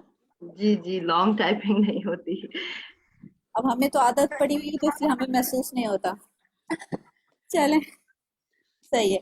اور دعا کلاس کی کوئی اور سوال کرنا چاہ رہے ہیں؟ جی فاطمہ. کیا رومن انگلش لکھ سکتے ہیں ہم, انگلش میں اردو اس طرح لکھ سکتے ہیں کیا؟ نہیں سمجھ نہیں آئے گی, آپ کو ٹیچر کو پتا نہیں چلے گا. فاطمہ آپ کچھ پوچھنا چاہ رہی ہیں, پوچھیے. جی میم, یہ جو آپ نے منگل تک کا ٹائم دیا نا, یہ وہ بی کا نا, ایک کا تو سینڈ کر دیا, کیونکہ مجھے بعد میں پتا چلا کہ نا وہ آپ نے ٹائم زیادہ بڑھا دیا نا, تو اب وہ بی والا جو ہے وہ اب ہمیں ہے اس میں ٹائم. جی بی والے میں بھی ٹائم ہے, ہم بتا دیں گے آپ کو کہ اس کا ٹائم کب ختم ہو رہا ہے, لیکن ابھی اس میں ٹائم ہے. صحیح. اپنی دعا کلاس کی طرف چلتے ہیں ہم. سلافہ. السلام علیکم ورحمۃ اللہ وبرکاتہ. وعلیکم السلام ورحمۃ اللہ وبرکاتہ. کیسے ہیں آپ سب؟ الحمدللہ. الحمدللہ. ٹھیک ہے, چلو شروع کرتے ہیں. ہم نے پچھلی کلاس میں ایک لمبی سی دعا یاد کی تھی جو کہ صبح کے وقت پڑھنے کی تھی. وہ آپ میں سے کس کس نے یاد کی؟ پہلے ہم اس کو سن لیتے ہیں, پھر انشاءاللہ ہم اگلی دعا کی طرف چلیں گے. ٹھیک ہے, آپ لوگ ہینڈ ریز کیجیے گا تاکہ مجھے پتہ چلے کہ کس کس نے یاد کی ہے. ٹھیک ہے, چلیں. بارک اللہ فیکم. عالیہ محجوبین, آپ سنانا شروع کریں. جی بسم اللہ. اللهم بك أصبحنا وبك أمسينا وبك نحيا وبك نموت وإليك نشور. سوری, وہ یہ والی نہیں ہے, بڑی والی. اچھا یا الحمد أصبحنا وأصبح الملك لله ورب ایک سیکنڈ مجھے دیکھنا پڑے گی, بھول گئی شاید میں. ایک سیکنڈ. أصبح الملك لله رب لله السماوات والأرض. اچھا ٹھیک ہے عالیہ, ایسا کرتے ہیں, آپ اس کو سوچیں, ٹھیک ہے, جب تک ہم کسی اور ساتھی کی طرف چلتے ہیں, اور جب کوئی اور ساتھی سنائے گا تو آپ سنیں گے, تو انشاءاللہ امید کرتی ہوں کہ آپ کو ریوائز بھی ہو جائے گا اور یاد بھی ہو جائے گا. ٹھیک ہے, پھر انشاءاللہ آپ کو ہم دیں گے, آپ کی باری آنی ہے. محوی سعید. أصبحنا وأصبح الملك لله والحمد لله لا إله إلا الله وحده لا شريك له له الملك وله الحمد وهو على كل شيء قدير. ربي أسألك خير ما في هذا اليوم وخير ما بعده, وأعوذ بك من شر ما في هذا اليوم وشر ما بعده. ربي أعوذ بك من الكسل وسوء الكبر. ربي أعوذ بك من عذاب في النار وعذاب في ربي أعوذ بك من الكسل وسوء الكبر. ربي أعوذ بك من عذاب في النار وعذاب في القبر. بارک اللہ فیک. ٹھیک ہے, اسماء عمر.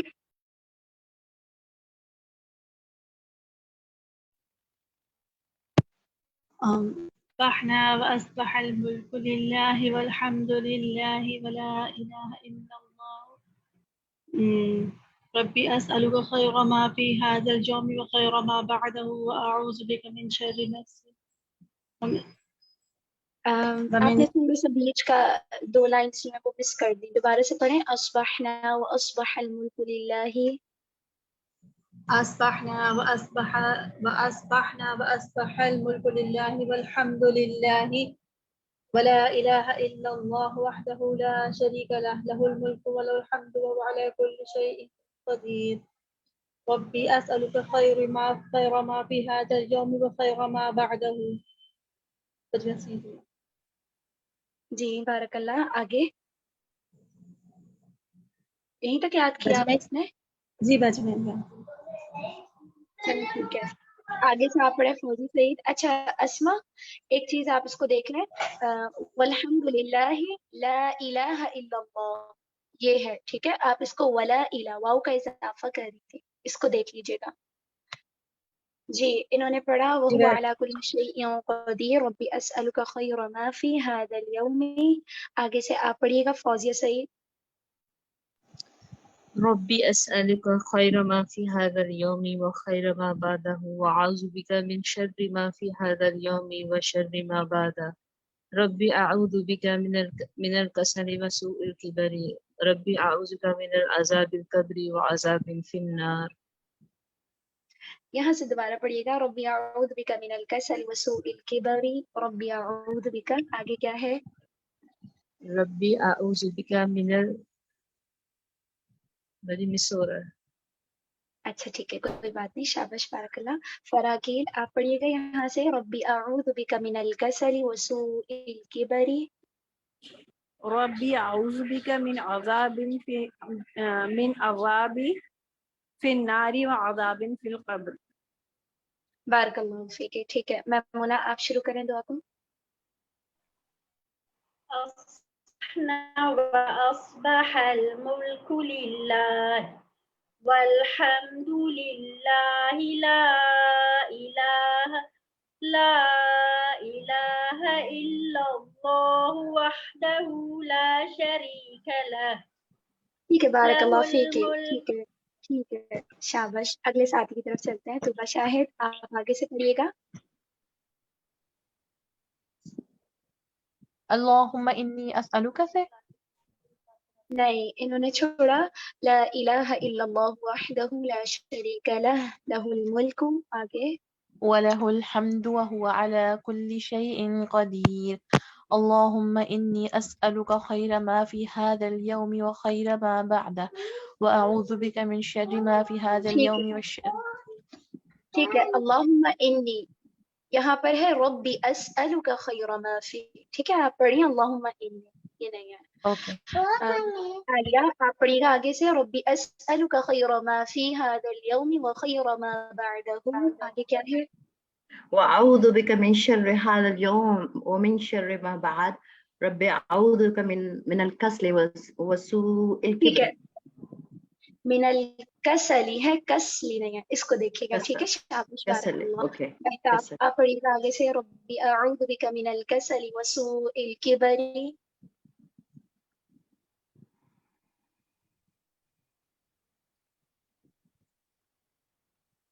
جی مہتاب.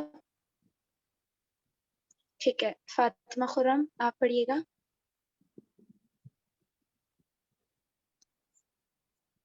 میری آواز آ رہی ہے آپ لوگوں کو؟ جی ٹھیک ہے چلیں شائستہ ضیا آپ پڑھیں. یہاں سے ربی اعوذ بک من الکسل سنو. جی ربی اعوذ بک من الکسل وسوء الکبر. ربی اعوذ بک من عذاب فی النار وعذاب فی القبر. بارک اللہ فیکم الحمد للہ. ٹھیک ہے چلیں شام کے وقت اس دعا کو کس طرح پڑھیں گے اس کو دیکھ لیتے ہیں. اچھا پہلے میں دعا پڑھوں گی آپ نے میرے پیچھے پیچھے پڑھنا ہے اس دعا کو اور پھر انشاءاللہ ہم دونوں جو ہم دعائیں ہم نے پچھلی کلاس میں یاد کی اور جو ابھی ہم یاد کرنے جا رہے ہیں دونوں کا فرق دیکھیں گے. ٹھیک ہے اور جن طالبات کو اب تک یہ والی دعا یاد نہیں ہوئی تو وہ بھی اس کو یاد کرنے کی کوشش کریں. ٹھیک ہے ٹھیک ہے چلیں شروع کرتے ہیں. ہم شام کے وقت اسی دعا کو کس طرح پڑھیں گے. أمسينا وأمسى الملك لله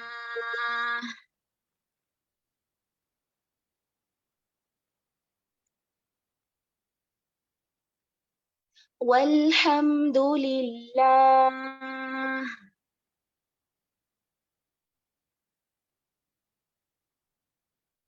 لا إله إلا الله وحده لا شريك له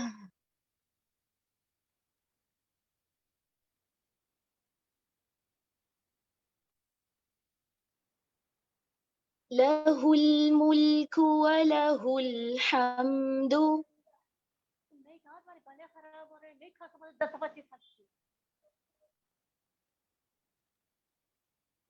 وهو على كل شيء قدير.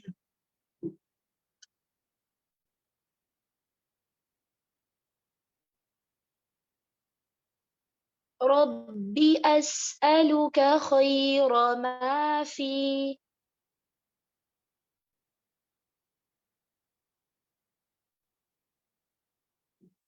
هذه الليلة وخير ما بعدها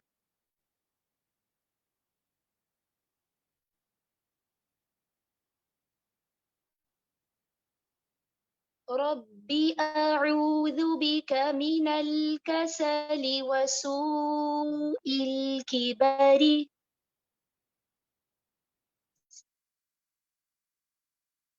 ایک بیچ کا وہ رہ گیا رب اسألک خیر حاضر ما فی هذه الليلة. اچھا ٹھیک ہے اعوذ بک من شر ما فی یہ والا رہ گیا. جی اوکے سوری میں دوبارہ سے پڑھ لیتی ہوں.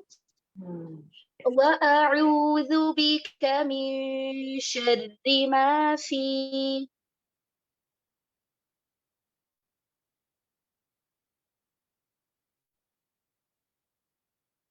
هذه الليلة وشر ما بعدها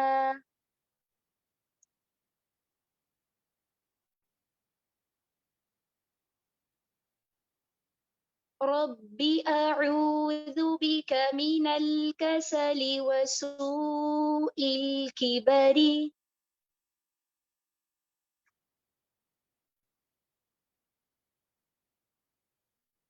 ربي أعوذ بك من عذاب في النار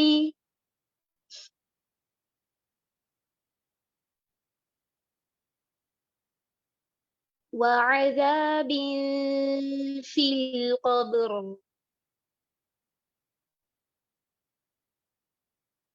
ٹھیک ہے چلو اس کا ترجمہ آپ لوگ خود پڑھیں گے. مجھے بس ڈفرینس بتا دیں کہ دونوں دعائیں جو ہم نے ابھی پڑھی ایک پچھلی دعا جو آپ لوگوں نے سنائی اور ایک یہ والی جو ابھی ہم نے پڑھی ان میں فرق کیا ہے. اچھا وہ والے ساتھی بتائیں جنہوں نے دعا نہیں سنائی جن کی ٹرن نہیں آئی دعا سناتے وقت. جی تحسین. یہ صبح کے وقت میں اسبحنا تھی یہاں پہ امسینا ہے اور وہاں اسبحا ٹھیک ہے تھی یہاں وامسل. ٹھیک ہے بارک اللہ.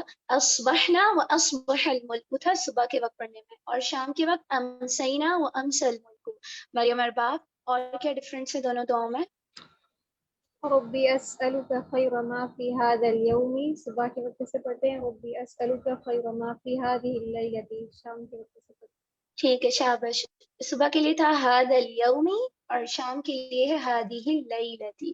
ٹھیک ہے مہتاب اور کیا ڈفرینس ہے؟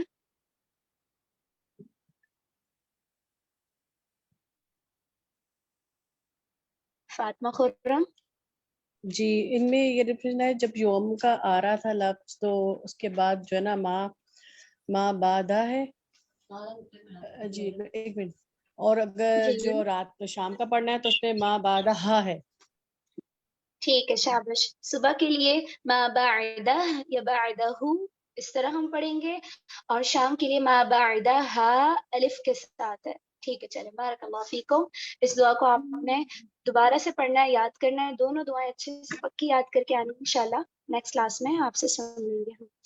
بارک اللہ فیکم. سبحانک اللہم وبحمدک اشہد ان لا الہ الا انت استغفرک واتوب الیک. ربنا تقبل منا انك انت السميع العليم وتب علينا انك انت التواب الرحيم. آمين. السلام علیکم ورحمۃ اللہ وبرکاتہ. وعلیکم